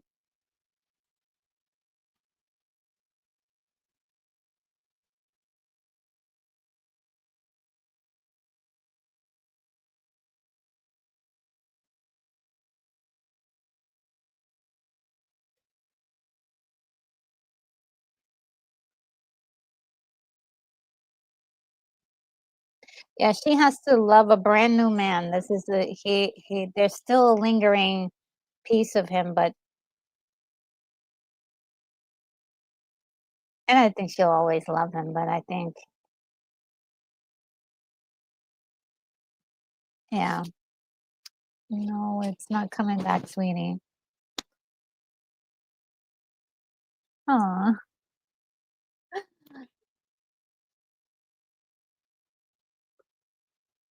Ah, the tears. Oh, look at the lighting.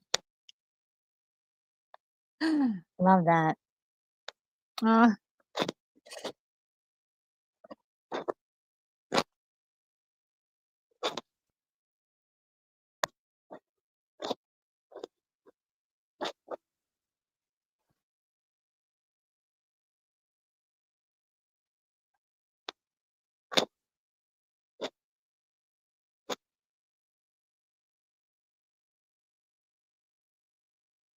Ah, there's Bruce Campbell.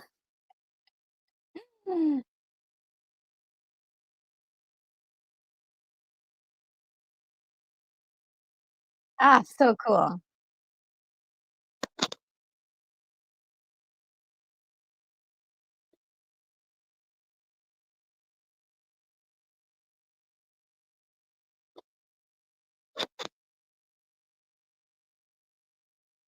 Oh man, that was so good. That was so good. Um, Outcast Creative is here. Okay.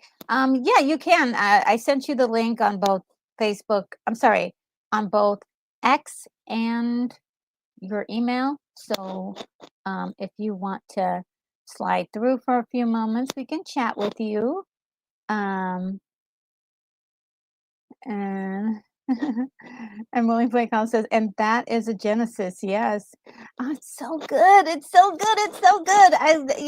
I love it. And I was expecting, and there are more movies.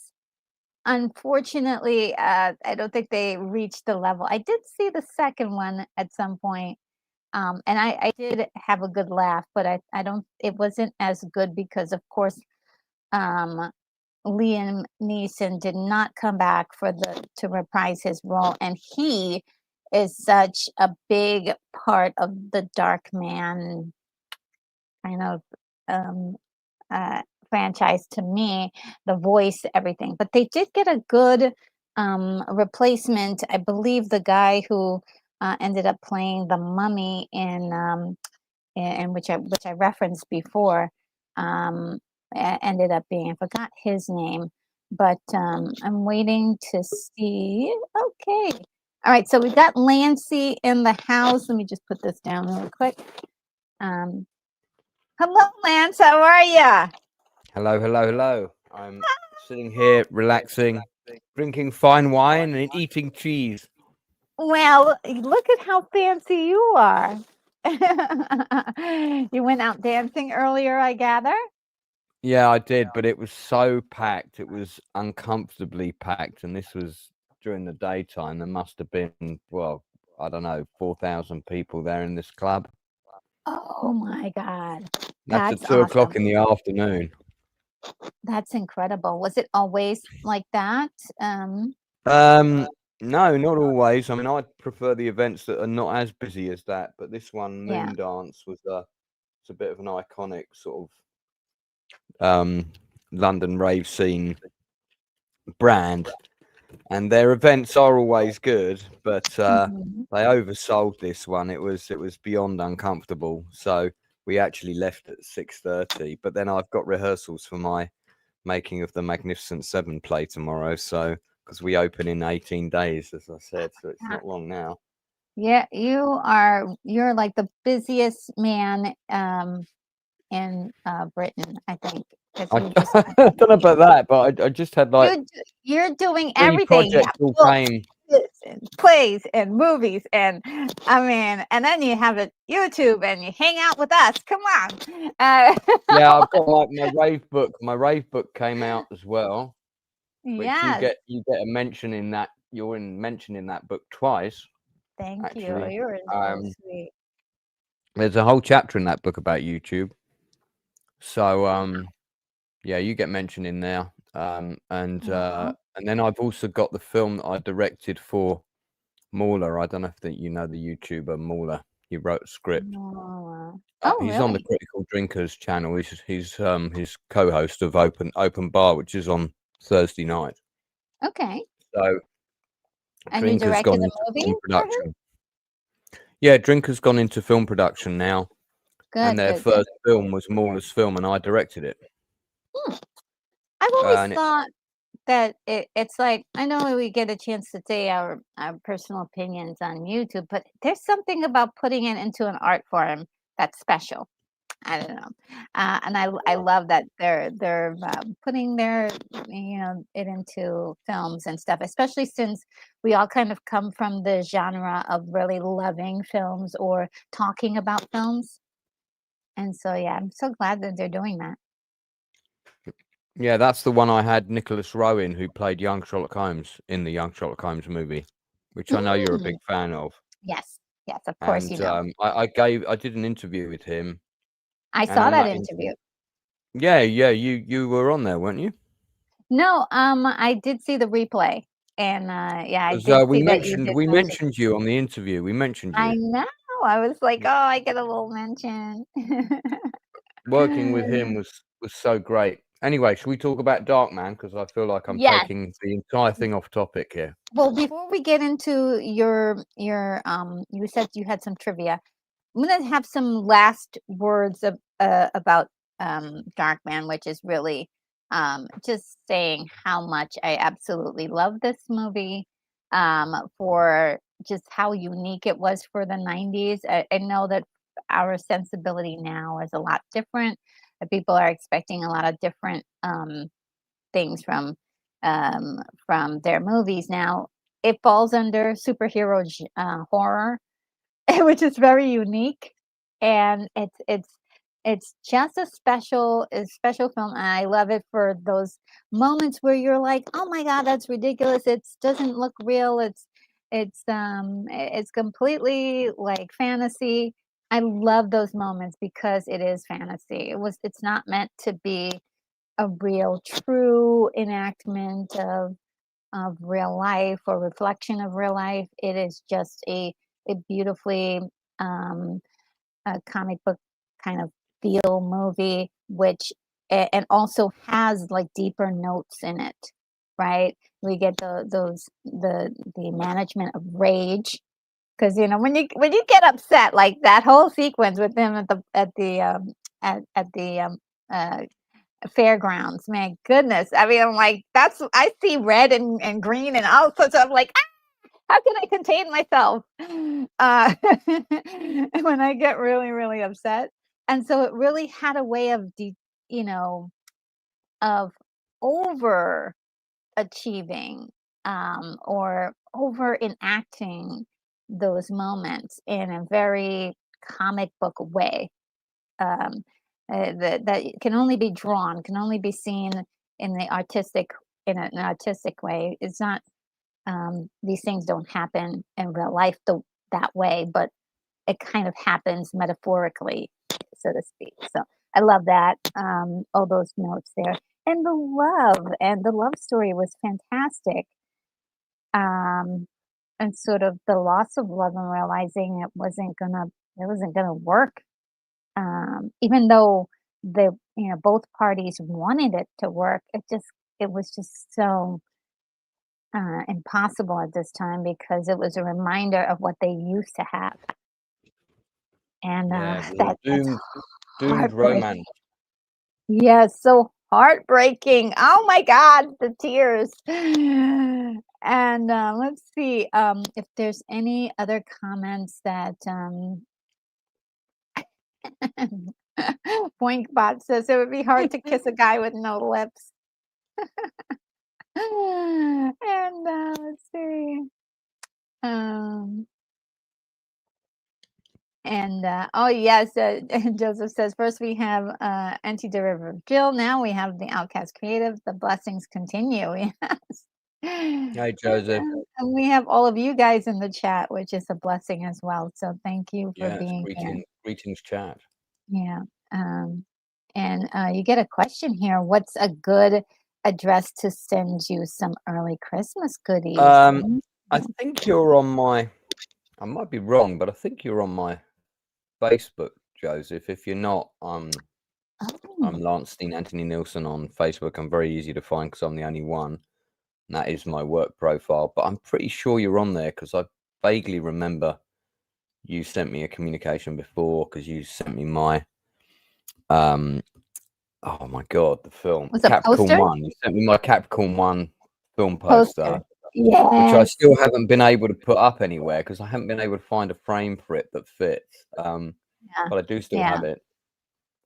Yeah, And, I mean, yeah, I don't have a frame, but I've got have my eye on those the house. beautiful. So if I get the house, I'll be able to put it up. But yeah, so I can send it there or contact me on Twitter via Lance Nielsen WD, and I'll give you an address. And but thank you very much. I look forward to Christmas. Is a difficult time for me, so getting gifts is really nice. Oh, don't say that. I don't have any family, and it's quite, Christmas is quite hard when you don't have any family. So Yes, it is. It is very left, difficult. Or if you're in space like me and you're far away from family.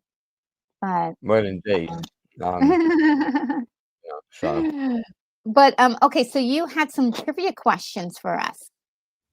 yeah, I mean, there's quite Or a complicated history to this film being made. I'm not sure if you're aware of it. Okay, please do share. It ties into the late 80s. Saw the explosion of Dark Horse Comics, and they did quite a few film tie-ins. They did Predator.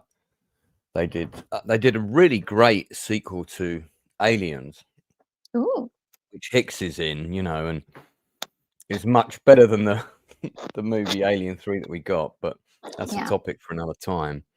Definitely. Michael Bean has got a podcast on YouTube as well now. Fantastic podcast, and he talks about that actually. What?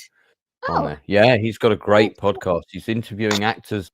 He's doing what I do. He's interviewing actors left and right, and he's getting actors I can't get. So he's tapped into a vein there, Okay, so there's Michael Bain, and I just learned about a channel called the George Lucas Talk Show.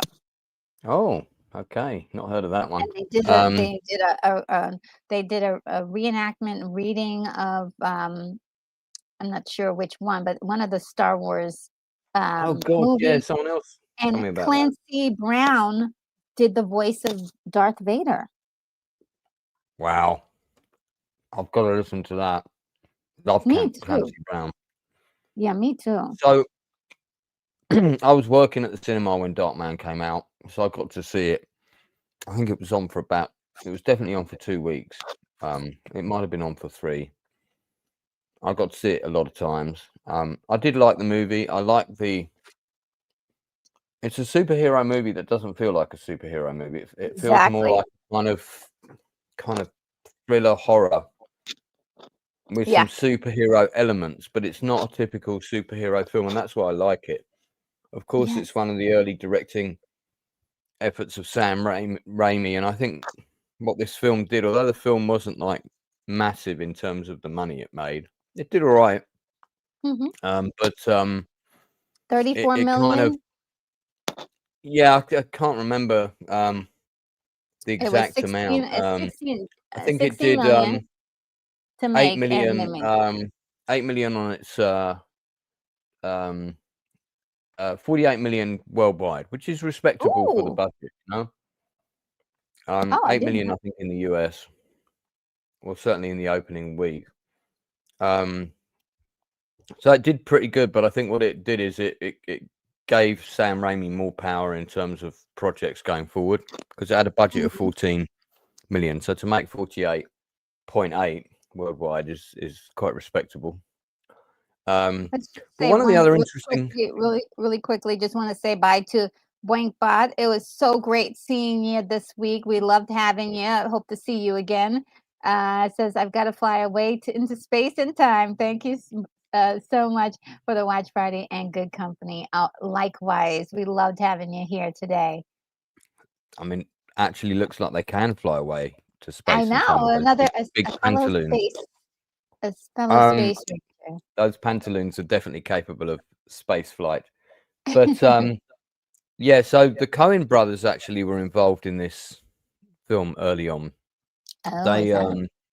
They worked on the script with Raimi, and then but in order to sort of like shore up the financing, the studio wanted a script writer that had, you know, had a couple of pedigree movies under them. So they got I don't know how you pronounce his surname, but it's Chuck Pafara, I think is how you pronounce it. And I mean, he's got some really interesting credits, but at the time he'd just come off Navy SEALs, which again, listen to Michael Bean's podcast about that, because he does not like that movie, and he talks about all the things that Which went movie? wrong with it. Navy SEALs, which he Oh, starred really? in with Charlie Sheen, and yeah, he's not a fan of that film, and I mean, he's in the film, of course. But Chuck Pafara wrote the screenplay for that. He'd just come off of that when he got offered Darkman. So the majority of the screenplay, although it's got Raimi stuff in there as well, and there's some Coen brothers stuff, it basically he came and did the main screenplay. So he's the credited writer. He went on to do Hard Target, which I absolutely love that movie with Oh, Jean-Claude wow. Van Damme. But he also went on to do Barbed Wire. I love that Not movie. such a It's big so fan of cute. that. He did It's the remake of The Jackal with Bruce Willis, and then he did another one which tied into Dark Horse, which was a similar funded production, and actually not a dissimilar project in terms of tone, which was Virus with Jamie Lee Curtis in 1999. Do you remember that one where they find the ruined ship, and it's kind of a bit like sort of cross between Terminator and yeah, and then he also did the screenplay for Red Planet, which was not a great movie in my view. And did some early drafts on the Green Hornet movie. So, you know, he's an interesting writer, some good stuff there, some not so good stuff, like most people. So yeah, and then Frances McDormand, who was in the film, she was just sort of finding her way into movies, and she had just come off Mississippi Burning when she did this. But she did not like working on this film. She clashed with Raimi. This is well known, by the way. It's well documented. And she had a lot of disagreements with him, but they got on okay. And she had predominantly worked in theatre before she did Mississippi Burning. So Mississippi Burning was 88. That's what propelled her career. Liam Neeson as well. It took 5 hours to apply his makeup. Described the whole shoot as uncomfortable and exhausting. It put him off doing any roles where he had a big makeup. You know, if there was a big commitment in makeup after doing this, he was not keen. That was also part of the reason why he did not come back and do any sequels. Oh, okay.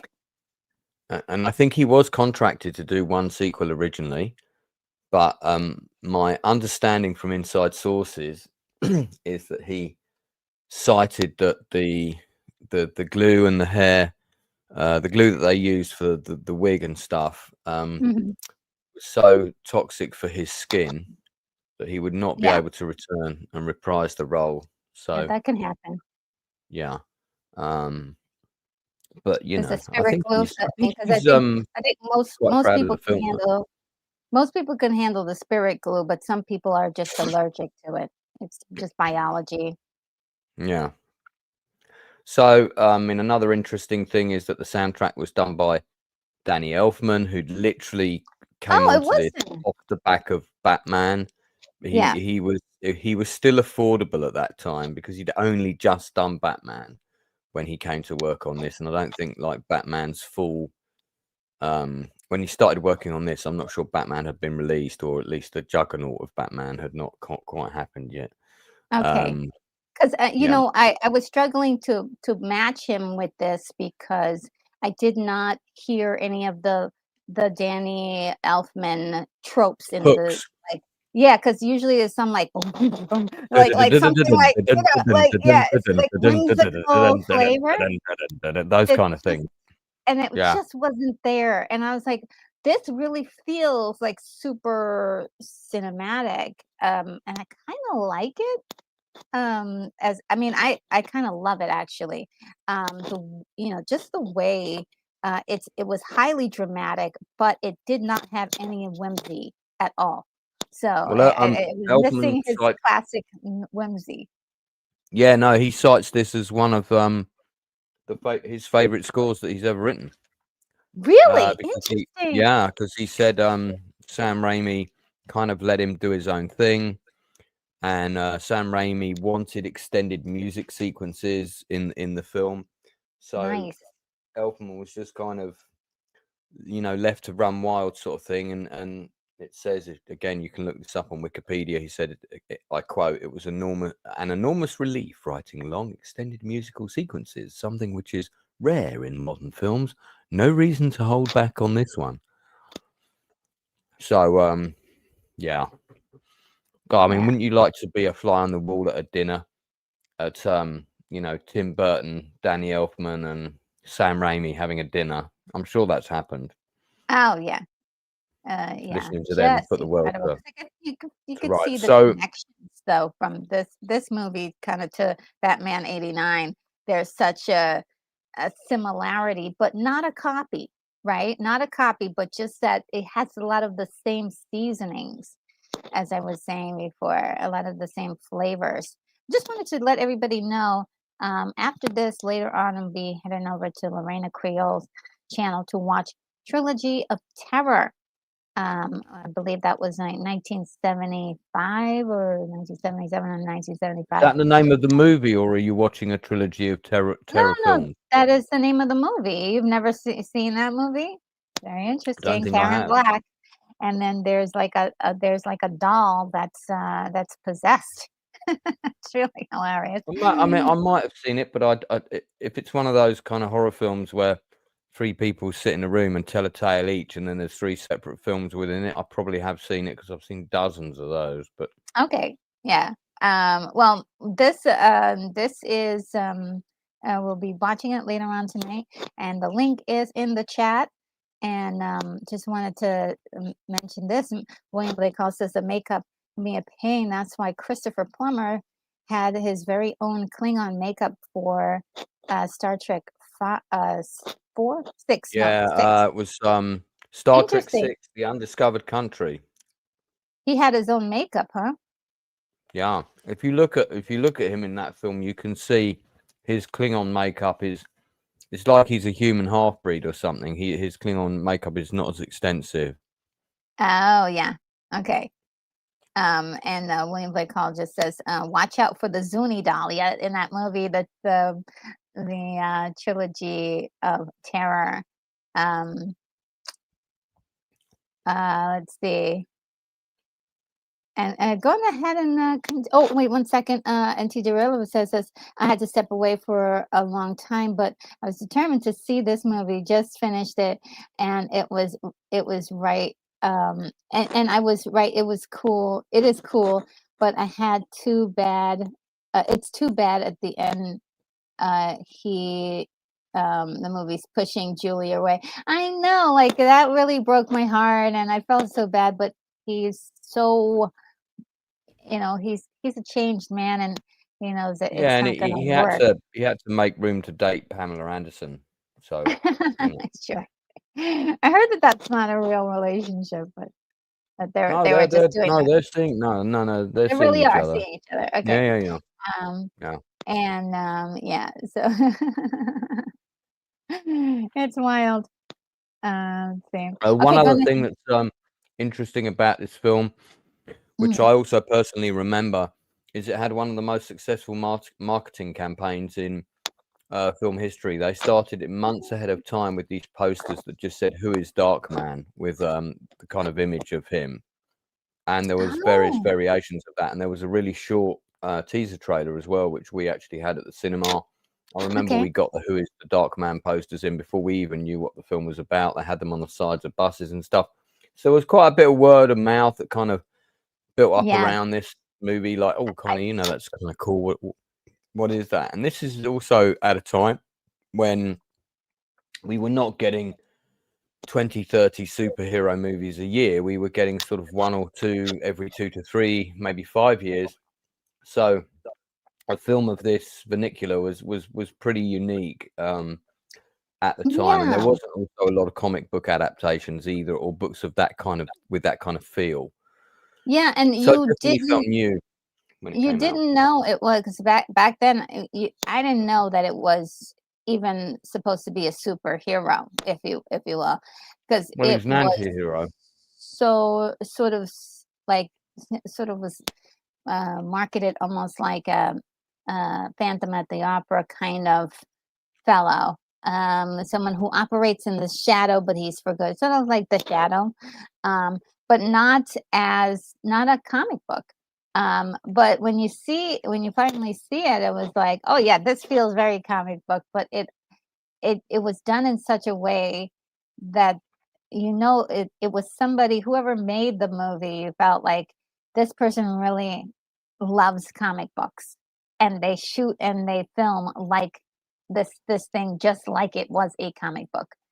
And so that was the other, like, astounding thing that I noticed when I watched it. It was like the first movie that felt like a Yeah, actually, like, flipping through the pages of a comic book. Like, even Batman, 89, it did have those moments, but this was even more so. This had the stamping of, of that surreal, over the top, larger than life kind of feeling when you're flipping through the pages of a really juicy comic book, and you're like, really, what happened then? And then the next panel, you see, like, they take the entire thing, and it's like, the big reveal. Just so cool. Or like those close-ups on the eyes, and the lighting is just so that you're just seeing the yeah. eyes.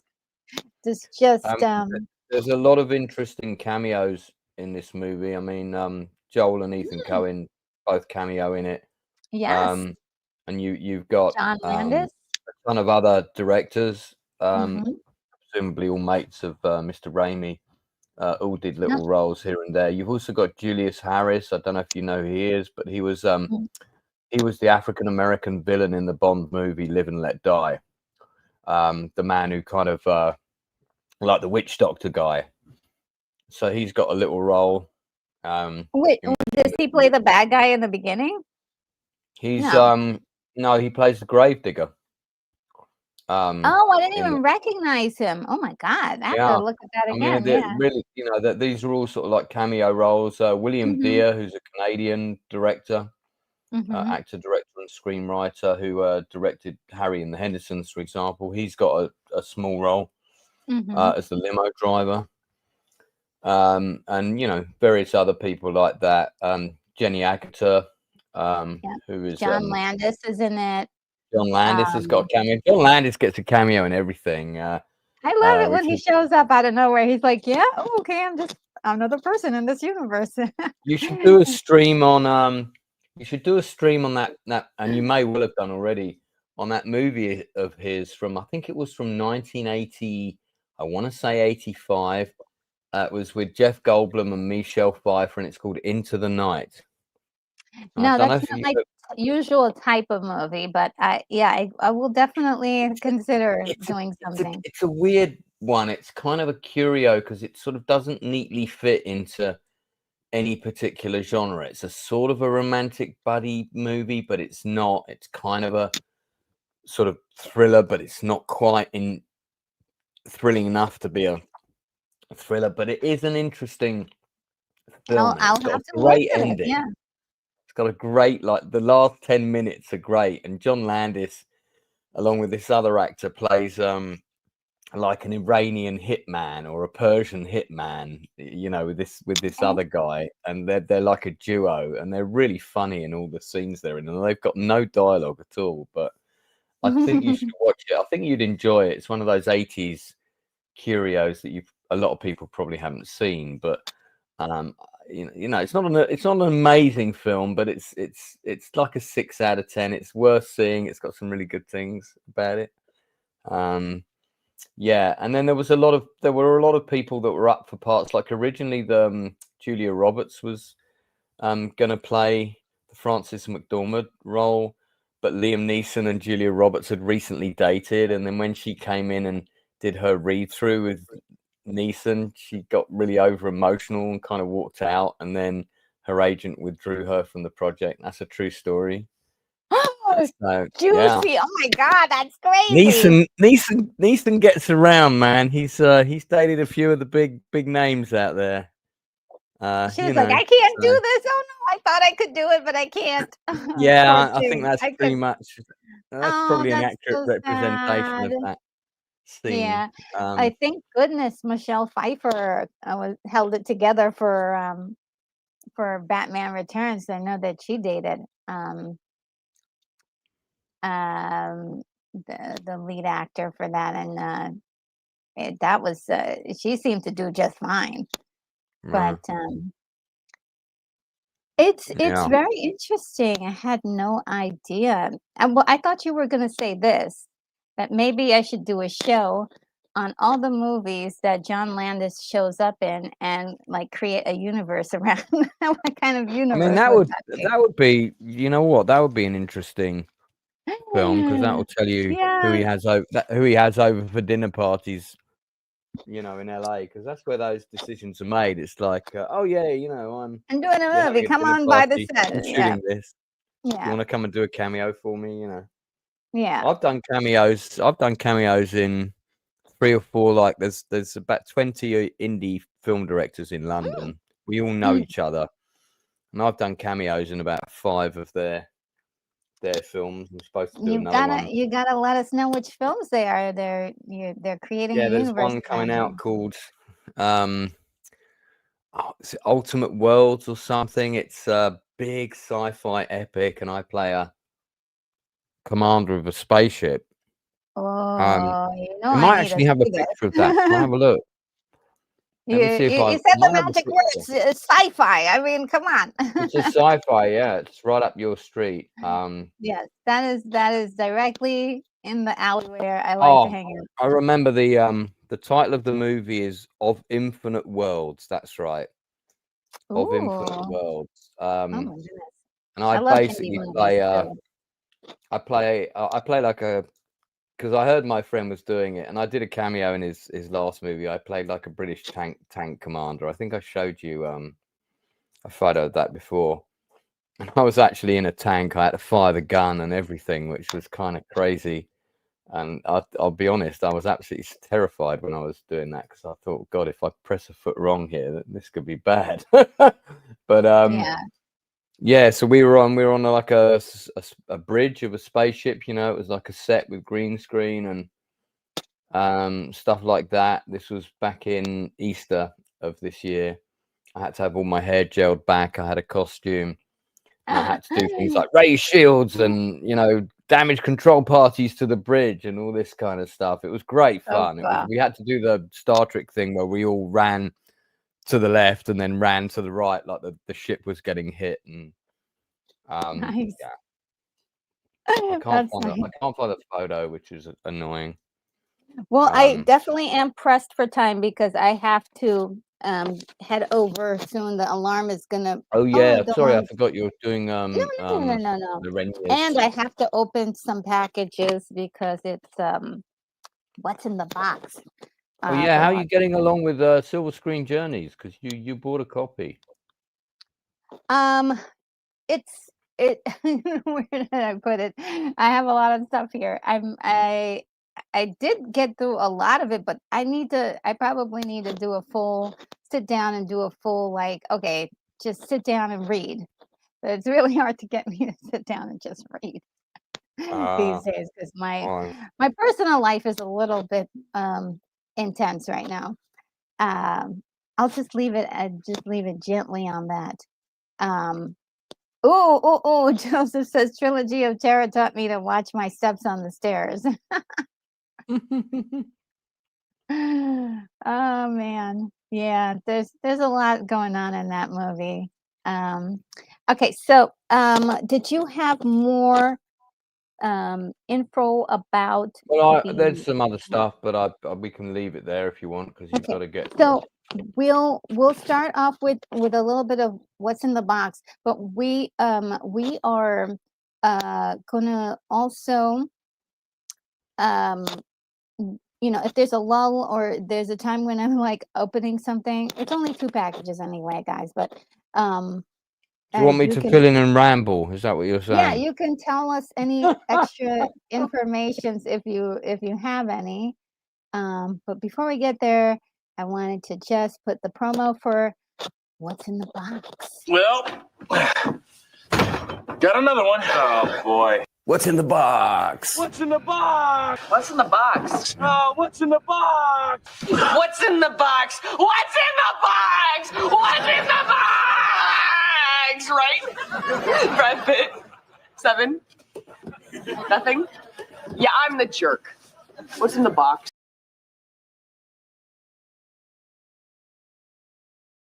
My goodness, I always love seeing that. She's like, yeah, I'm the jerk. Okay, so first piece of mail here. It says on the front, do not bend. And it looks like this time they actually followed the instructions. They didn't bend it. And let's see.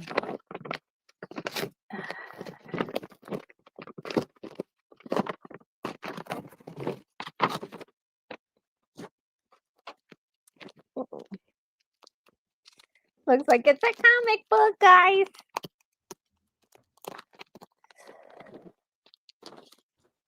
Sorry, I should be filling in, but I took that moment to consume a huge piece of cheese. Oh, no problem. Oh, guys, you're gonna. Your eyes.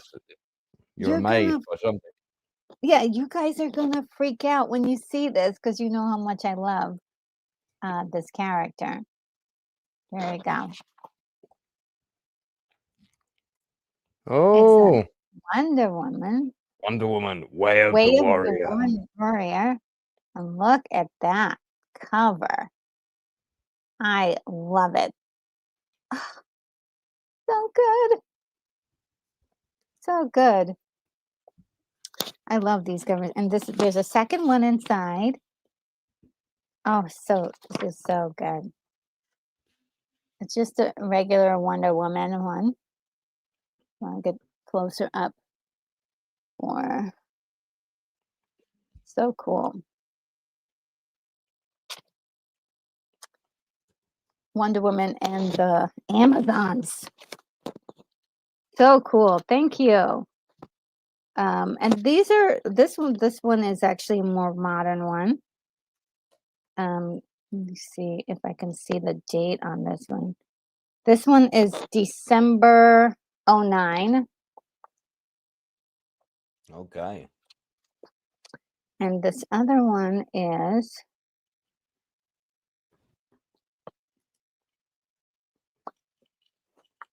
I don't have a date for this.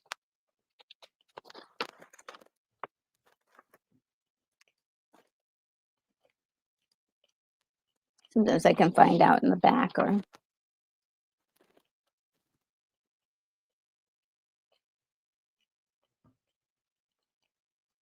Yeah, I don't see the date for this one. This one's a little harder. It's all about the bass. About the bass. About the bass. See what I did there? I think. Retro's too young to understand that joke.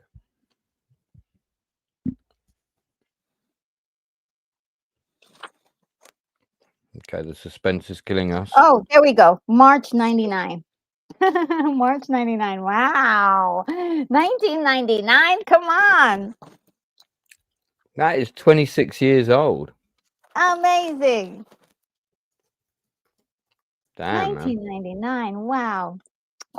Thank you so much. I think this is from Ted Rogers, if I'm not mistaken.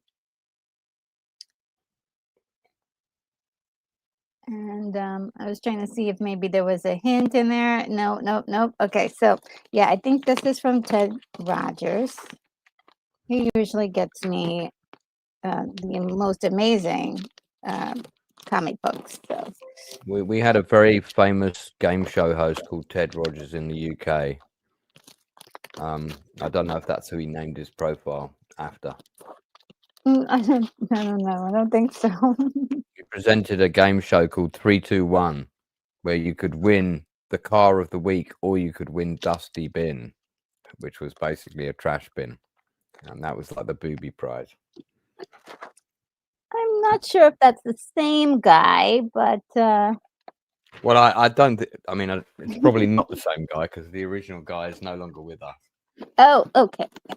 Yeah. Okay, so this. But he may have named himself after that character. I don't know. Ooh, look at how big this is. Oh, Wow, it's huge. Like heavy. Look at this. Oh my god. Is that a new Blu-ray player? I don't know, a laptop or a high definition screen TV. Let's see. I did cut it open, but I did not see the inside. Now I'm looking inside, and this is crazy. This is from Joseph. Yes, this is from Joseph. Who cannot have this book in their collection for sci-fi ships? Have fun reading. Sorry, I won't. Oh, he is he still here? He says, "Sorry, I won't be around when you really get to this." What this is it? So crazy. Oh, there's Ted Rogers. Hey, he says that's from me. Yes. Okay. Thank you so much, Ted Rogers. See Careful, you're damaging your space station as you're opening this. The whole thing is coming down. Don't let in that space air. Oh man. By space air, I mean no air. Holy moly! This is one heck of a gift here. That's a tomb of a book. Let's see. Yes, thank you so much, Ted Rogers, and I would like to thank you formally with a thank you video. Let's see if we can have a good one here. Oh, I haven't seen this one in a while. I love it. A good one.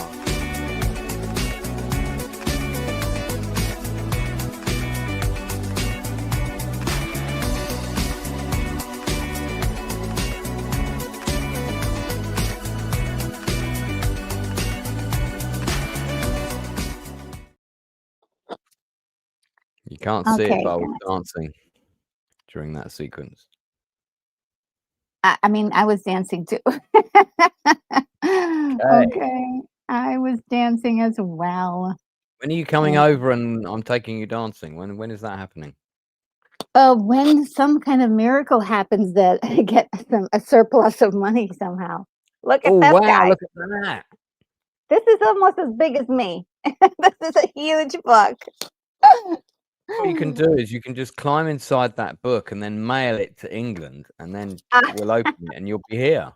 Look at how thick it is, guys. Yeah, you definitely are capable of fitting inside that. Huge. You can follow It's out the middle of it. Star Wars: The Blueprints Inside the Production Archives by J.W. Rinsler.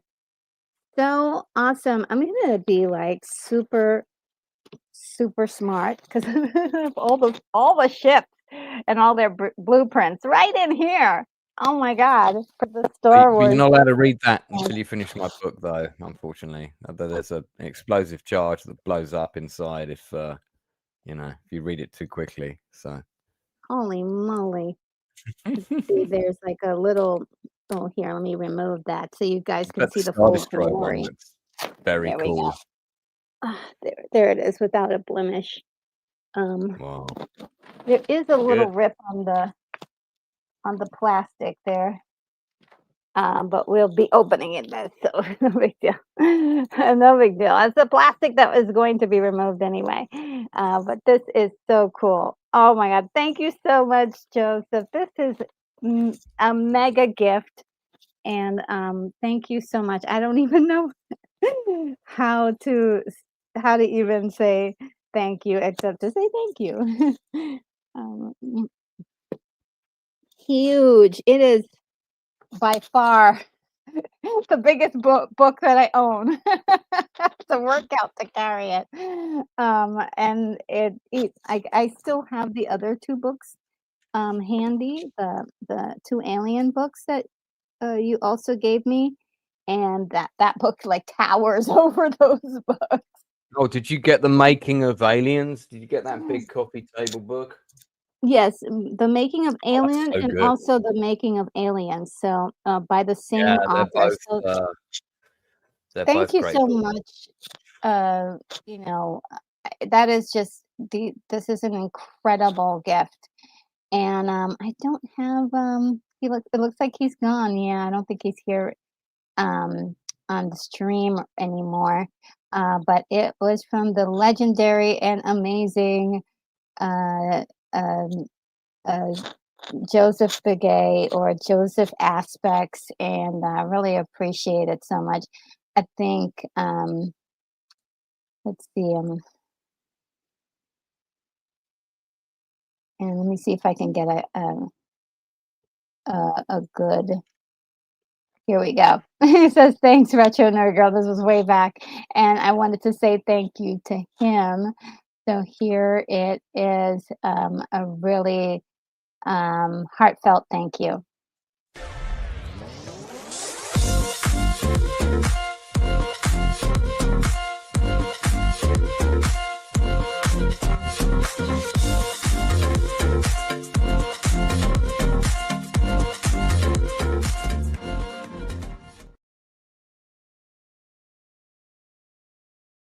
Yes, I was dancing behind the scenes. Thank you so much, you guys. That is the end of, that was a short one today. The end of What's in the Box. But boy, was it incredible. Just a wonderful gift from Joseph, and another fantastic and incredible two comic books from one of my favorite comics, Wonder Woman. And it looks like I'm actually like going to have a serious collection of Wonder Woman material. One from 2000 and 9, and another one from 1999. Ah, so good, so good. Uh,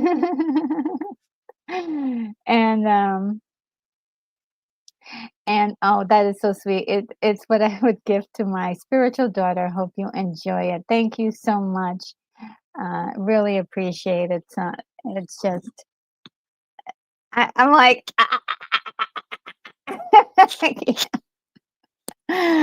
and you know what? That is something like when I was a kid, there was nothing more that I wanted was like Star Wars toys, but that was just not available to me. We couldn't afford it. But Yeah. same. one day, I think we were in class and like they were giving away like a Star Wars like full set, like for one of the kids. And I think they chose one of the boys to get it because they didn't think any of the girls would want it. And I was like, No. me. I can so picture that. Oh man, I would have just if that had happened to me, I don't know what kind of person I'd be today. But it was one of those things where um that was one thing I always wanted when I was a kid was some stuff from Star Wars. And now that I'm an adult, there's always something to have of Star Wars, right? A little keychain, a little this, a little that. But this book is like hitting me right in the heart. Sorry, I think I'm gonna cry. Sorry, because yeah, when I was a kid, that was nothing that I really wanted more than to have some Star Wars toys to play with, and now I get to look at all the ships that I always wanted to play with. So thank you. Have you seen the new Star Wars Lego Death Star? No, I haven't. There's another new one, and it's about 4 times the size of this one, but it's flat.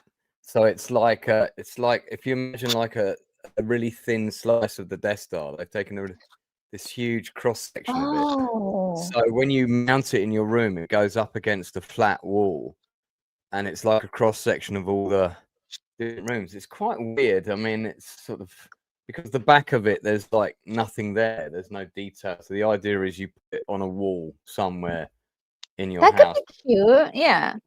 Comes Is with it really? 26 limited figures, and it retails at like £900, which is about $1,100. Okay, well. I mean, so Lego set that's as expensive as a car, kind of thing. Could buy a Oh car my for God. that. I don't know if I would even do something like if I had that money, like $1,000 and it's just a flat thing. It's basically a display shelf, right? To put all Yeah. those things, but it still is a cool idea. Um, Yeah. and Lego stuff, of course, Lego is just, is Well, just iconic. they're doing Star Trek Lego soon. Have you seen that? Have you seen the advert for that? No, I haven't. They're doing so much. Yeah, they've got a little Lego man with a Star Trek Next Generation uniform. You just know there's going to be Borg Lego. Oh man, it's just like I can already feel my credit card trying to sprout. And look, Joseph says, I have a gift in mind for Lance. Oh my goodness. Well, dude, just reach out to me by Facebook or Twitter and I'll send you some deets on that. So yeah, if you it's Star Trek Lego related, I will gladly accept. If you have a direct link to where he should go, actually, let me post just that for you right now. put it in the chat because you do have access to do that. And yeah, let me. And anti-derivative Jill says that the Enterprise D is coming for Christmas. Is that the Lego Enterprise D? Have you seen a picture of it? Is that what you're saying, Jill? Because if so, I need this information. I may need this gift. I know. Where's Mark D? He would probably know too. Yeah. Okay, here we go. Sorry about that, guys.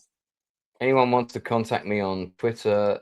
This is my Twitter handle right here. So, sorry, I refuse to call it X. I know it's called X, but yes, it's Lego and still only a rumor, but it's pretty well accepted. It's a rumor, but you've already ordered it. I like your optimism there. Joseph sent me a message. Okay, buddy, thank you. I'll put my Facebook account. Okay, as well. And also if you it's okay. So she says it's still a rumor, but it's already much believed. Yeah. I mean, is it a miniature Enterprise D or is it like a cross section one with Lego figures in it?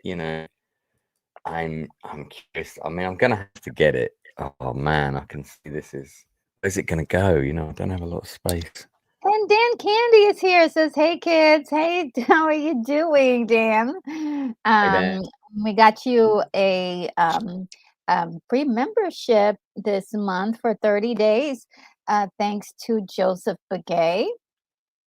So thank you, Joseph Begay, for gifting that to Dan Candy and quite a few others that got a wonderful little gift there, and. And Antiderivative Jill says, I don't know what it's going to look like. It better not be a cross section. I want the whole ship. Mhm. Yeah, Yeah, like the Death Star. Yeah, That if would be you bad. If it's a cross section set, I'm gonna be a bit miffed. Yeah, I mean, I do appreciate the idea of having something as sort of a decorative shelf where you can put your different characters.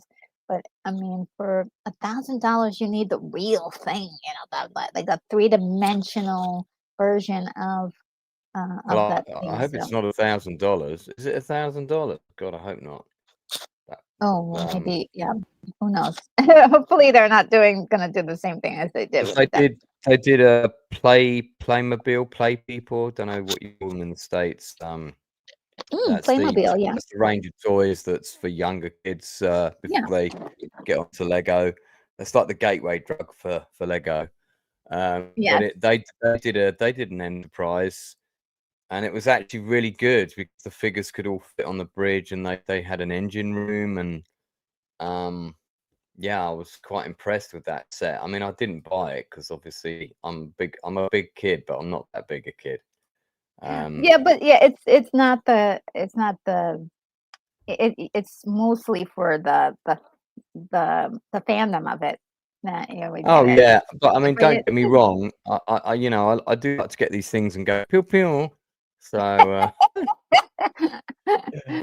um, we all do. I'll have a quick pow pow when no one's watching. But I didn't realize that they had done Bird of Prey as well. That I did not know. They Playmobil did a Bird of Prey. Oh man, no, I don't know. No, I might have to get that one. Oh wow, we found some goodies. Yeah, I just And I can show you real. Sorry, I know you got to go soon. Dan Candy Real says, quick though, I don't know I've if been people are listening. aware of this set. I never saw this. I never saw this set. Okay, hold on a second. Dan Candy says, have you guys been listening to the Khan audio drama? It's pretty decent. Now, okay, so we learned Oh, about the George Lucas talk show today. Is this a talk show on YouTube that's doing something interesting with Star Trek? That's what I'm thinking. Let us know what that is, Dan Candy. We would love to get in on the fun. And Kimberly Ann Hart says the Viper Defender, a perfect weapon for taking back the streets. Oh, and I suppose that would be Power Rangers, if I'm not mistaken. My lore may be a little a little off. Joseph says, "What's the good?" Ooh, anti-derivative Jill. Look, Joseph says he's ready to send you some gifts. So yeah, leave a link in the bottom there of some place where he can reach you to give you a gift. Um, and he's an excellent gift giver. He's always giving me these no. incredible gifts. So thank you, thank you, thank you. I need 7 cowboy guns and 7 holsters for my Magnificent 7 play. So if anybody's got those lying around in their loft from playing Cowboys and Indians when they were a kid and they don't want them, get in touch with me because we need them. Otherwise, we've It's got to props. buy them off Amazon. And Dan Candy says it's on YouTube, written by Nicholas Meyer. Oh wow! Oh, so he directed Wrath of Khan. Pretty sure he was the director on Wrath of Khan. He was certainly one of the main I'm sure he was the director. I'm going to double check that now.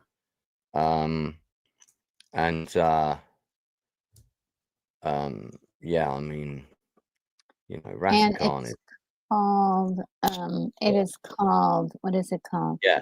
Nicholas Mayer was directed Rathacon. That's right. Okay.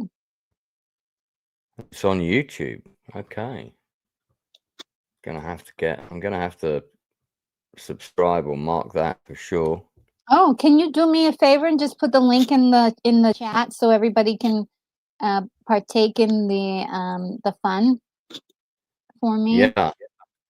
So this is a radio. It's a radio drama, right? Somebody said. A radio drama. An audio drama. Audio drama. She says antiderivative. Okay, so yeah, antiderivative says, and this is for anybody who's listening, and you want to reach out to antiderivative Jill on Twitter. So there you go. Definitely. If you have a link, just and pop it right in the chat, and well, they can just go straight. I think I have it. Okay, Dan Candy says called Paradise. Sorry. Oh no, that's okay. Dan Candy says George Takei and Tim Russ surprised Sulu and Tuvok on it. Oh, cool. And yeah, Tim Russ has done a lot of voiceover stuff. Oh, this is so awesome. Yeah, I found it's called the first episode's called Paradise. There you go. There's the Playmobil bird of prey. Look at that. Wow. Yeah, that's pretty intense. Yeah. Whoa. Pretty cool. I was a bit disappointed that you can only fit one person in the bridge, but see, like there's you get one cute. person. I love it. It is kind of cute though. Yeah, it's kind of cool. Yes. And then I don't know if you ever saw the original Enterprise one that they did. This is it here. I mean, this is really quite something. This set. Oh. This, you know, you can fit all the characters in the bridge there. Oh yeah. Have you never seen this before?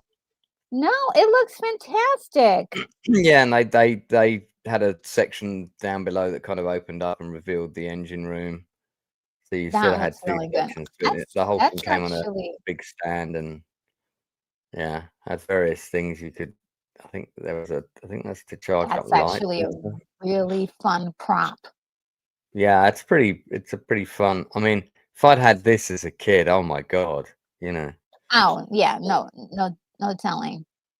No, but the here I've got the let me put up this is what I believe people are talking about, the Nicholas. Oh well, this is the thing I think people are talking about. Okay, and any derivative Jill says the audio drama isn't written by Nicholas Meyer. He created the story, but it was written by other authors, Kristen Beyer and David Mack. Ooh. Okay. And add to stay. I think that's it. Yeah, so I'll put the link for that in the chat. Okay. Yes, thank you. That's also, can you put it also in the private chat so I can just sure, grab it from my computer here. This is cool. You're going to be putting that on when you head to bed, I think. Have a listen in. Maybe I'll try if I don't like work myself until I pass out, because I have so much work to do. Hey, Retro, you know, I didn't do my anniversary stream this year. There was a lot going on with projects, and I said, oh, I'll do it next week, and then that week came and went, but next year you have to make sure we do that, because you were always on that with me. So oh sure, yeah, absolutely. And I mean, when I hit 6,000, I'm not far off 6,000 subs. So when I hit that, I'll probably do something. But you should totally do something for that. I mean, I'm not streaming as much. This time last year I was doing 4 streams a week, and currently I'm doing one, which is my regular Tuesday night show, which next year is going to move to Wednesday. Okay. And I'm doing little guest things like this, but I've just not had time, with the play and the book, and also this film that I've just done, and then I'm doing a book for somebody else, and so I'm juggling a lot of balls at the moment. So YouTube is always the thing that gets pushed to the back because it's the easiest to do that, We are always happy when you can hang out with us, which I know is very it is not very often, because I mean the life changes and you've got to roll with the punches. So we appreciate you definitely hanging out with us as much as you have been this year. So I always like hanging out on your channel. So nice bunch of people in the chat. So, Queen of the Red Spectacles. What more could you ask for? I mean, I would have to say, this year I've gotten really more sentimental about so much, and really am like humble and appreciative for everybody watching and everybody commenting, liking, all that stuff. It really is like it's the thing that keeps me going. It's really I haven't you even. all That's very what is your subscriber numbers at the moment? I haven't checked for a long time. I think you hit 15K at one point. You're over that now, right? Yeah. But I don't think, I mean, the subscriber amount really hasn't changed the channel. It hasn't really increased the views, that's for sure, or the amount it's coming in. I mean, I sort of gave up trying to, not that I spent much time trying to figure it out, but I do it for fun, really. And that's what it is right now. I did a Spartacus video. We did a special on season 1 of the TV show. Yeah, and we did it 2 episodes per stream. We did the whole of season 1, and the first episode of that just blew up. It's been seen by, I don't know, 100,000 views or something. And I'm still not quite sure why. I think it might be something to do with the family of Andy Whitfield, because we made the whole stream about honoring him and his legacy and what a great actor he was, and what a shame it was he passed away so young. And we talked about him at length in that. And I know that I know his family got wind of it, and I heard on the grapevine they were very, very happy. It made them cry, but in a nice way, because they did see it apparently. So I don't know if that was something to do with it. Maybe they shared it with people or something. But it was kind of weird that suddenly I had this one stream that just kind of went boom. So you never know what's gonna. Spartacus, though, that show, people loved that show globally. That was a show that a lot of people just were shocked at, and they were like, they loved it. So I think, I never saw the show. I know about the fandom of the show, so that tells you something about it. So I just wanted to say bye to Joseph. Says time to work on tonight's gathering. I'll have a good night and even more excellent weekend. Ahi tuna doesn't cook itself. Yes. Have a fantastic weekend and have a great gathering. Sounds like you guys are going to have fun with just fantastic food and a wonderful gathering. Looks like. Take care. And again, thank you so much for all of your love and support that you've given to this channel. All of the people that are going to be enjoying a membership for this month. It's all due, to Joseph's, wonderful patronage to the channel and the book and all the things, and just all the comments that you've been giving all of these years. We appreciate you so much. So I hope you have a fantastic weekend. Well, That's on that subject, I better duck out because it's midnight and I've got rehearsals tomorrow. It's midnight for you. Oh Yeah, gosh. I Oh don't. my I mean, goodness. normally I can stay on quite late, but because I'm rehearsing my play, we open in 18 days. It's not Oh, long now. gosh. So Good luck with everything. Like you need it, so much. but you're still I think you're fantastic. You're a fantastic guy, and I wish you again, could. I wish you could see it. me It's too. I a really do fun. wish I could make a little trip out there and see what you're up to and dance and carry on and such. Yeah.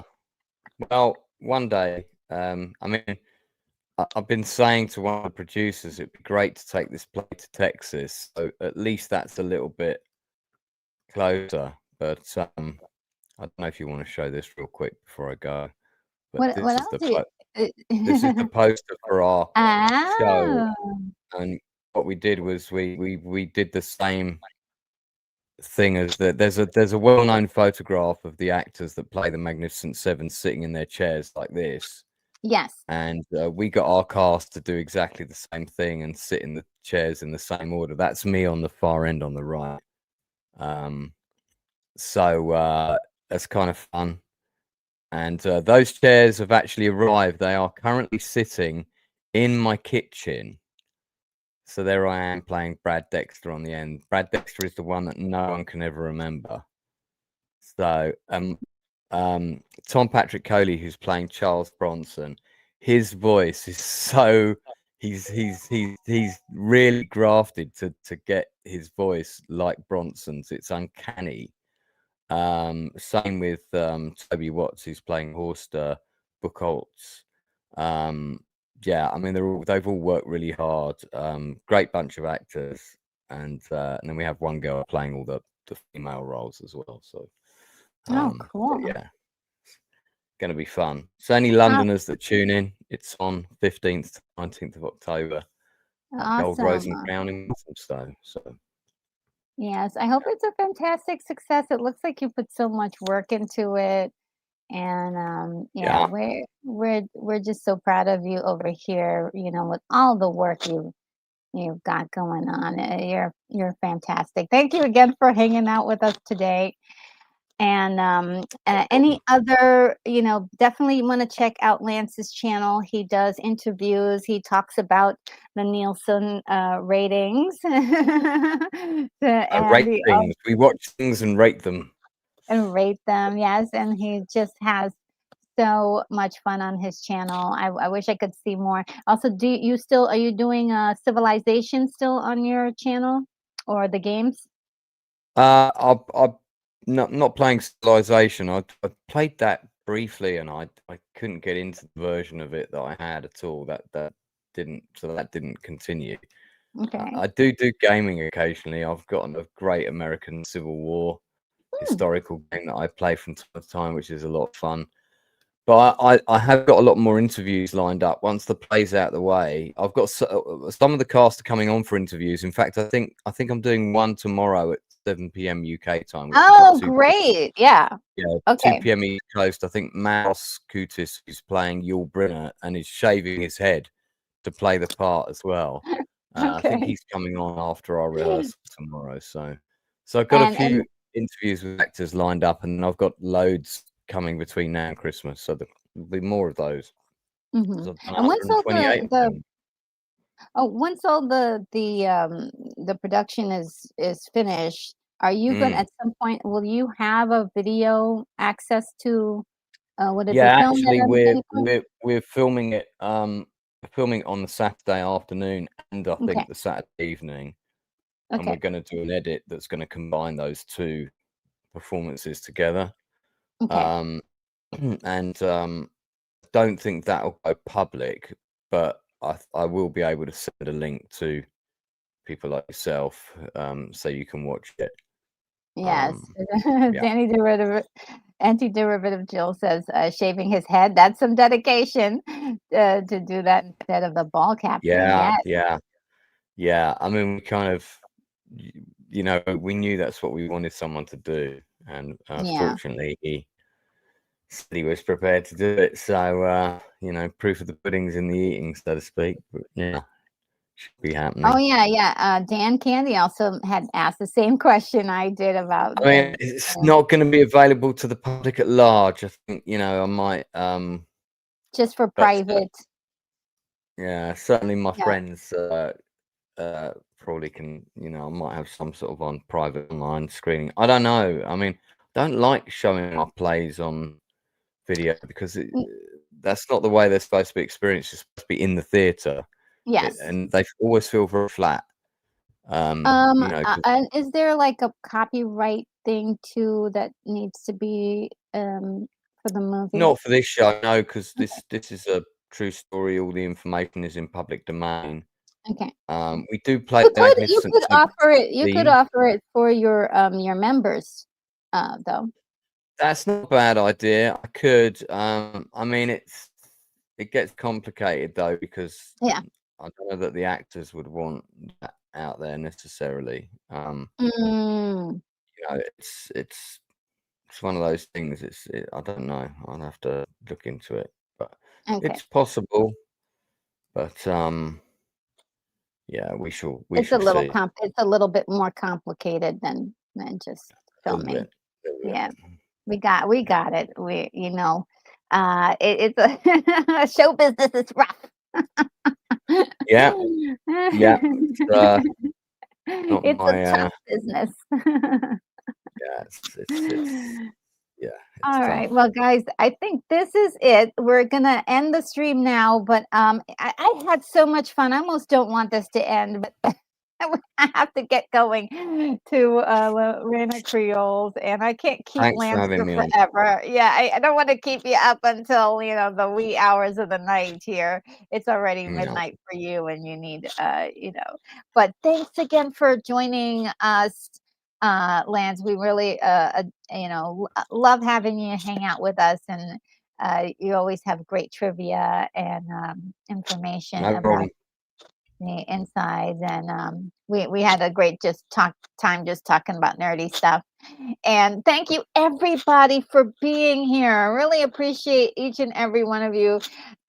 So once again, hope to see you again real soon, and you have a great night.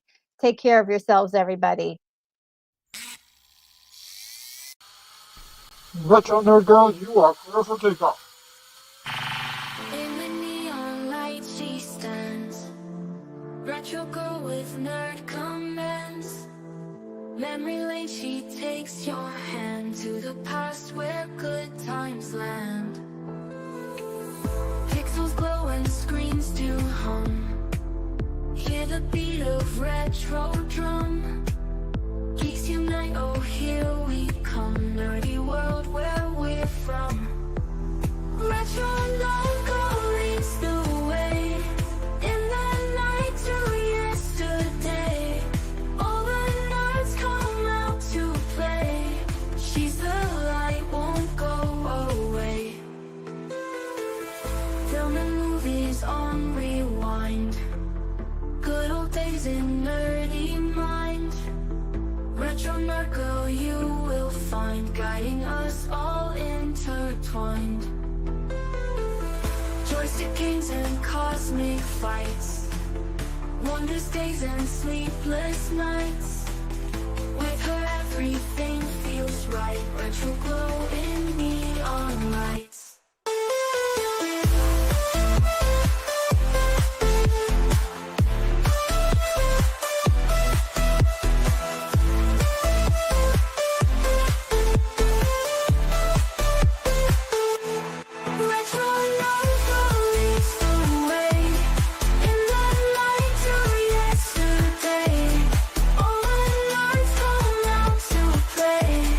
She's the light, won't go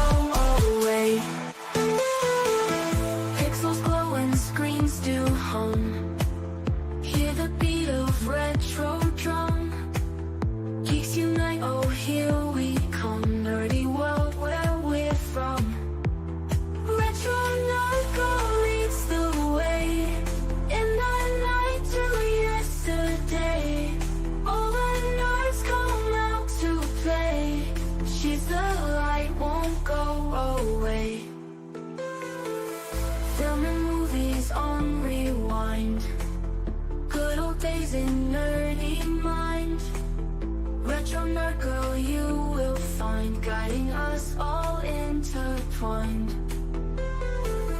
Joystick games and cosmic fights, wonders days and sleepless nights. With her everything feels right. Retro glow in neon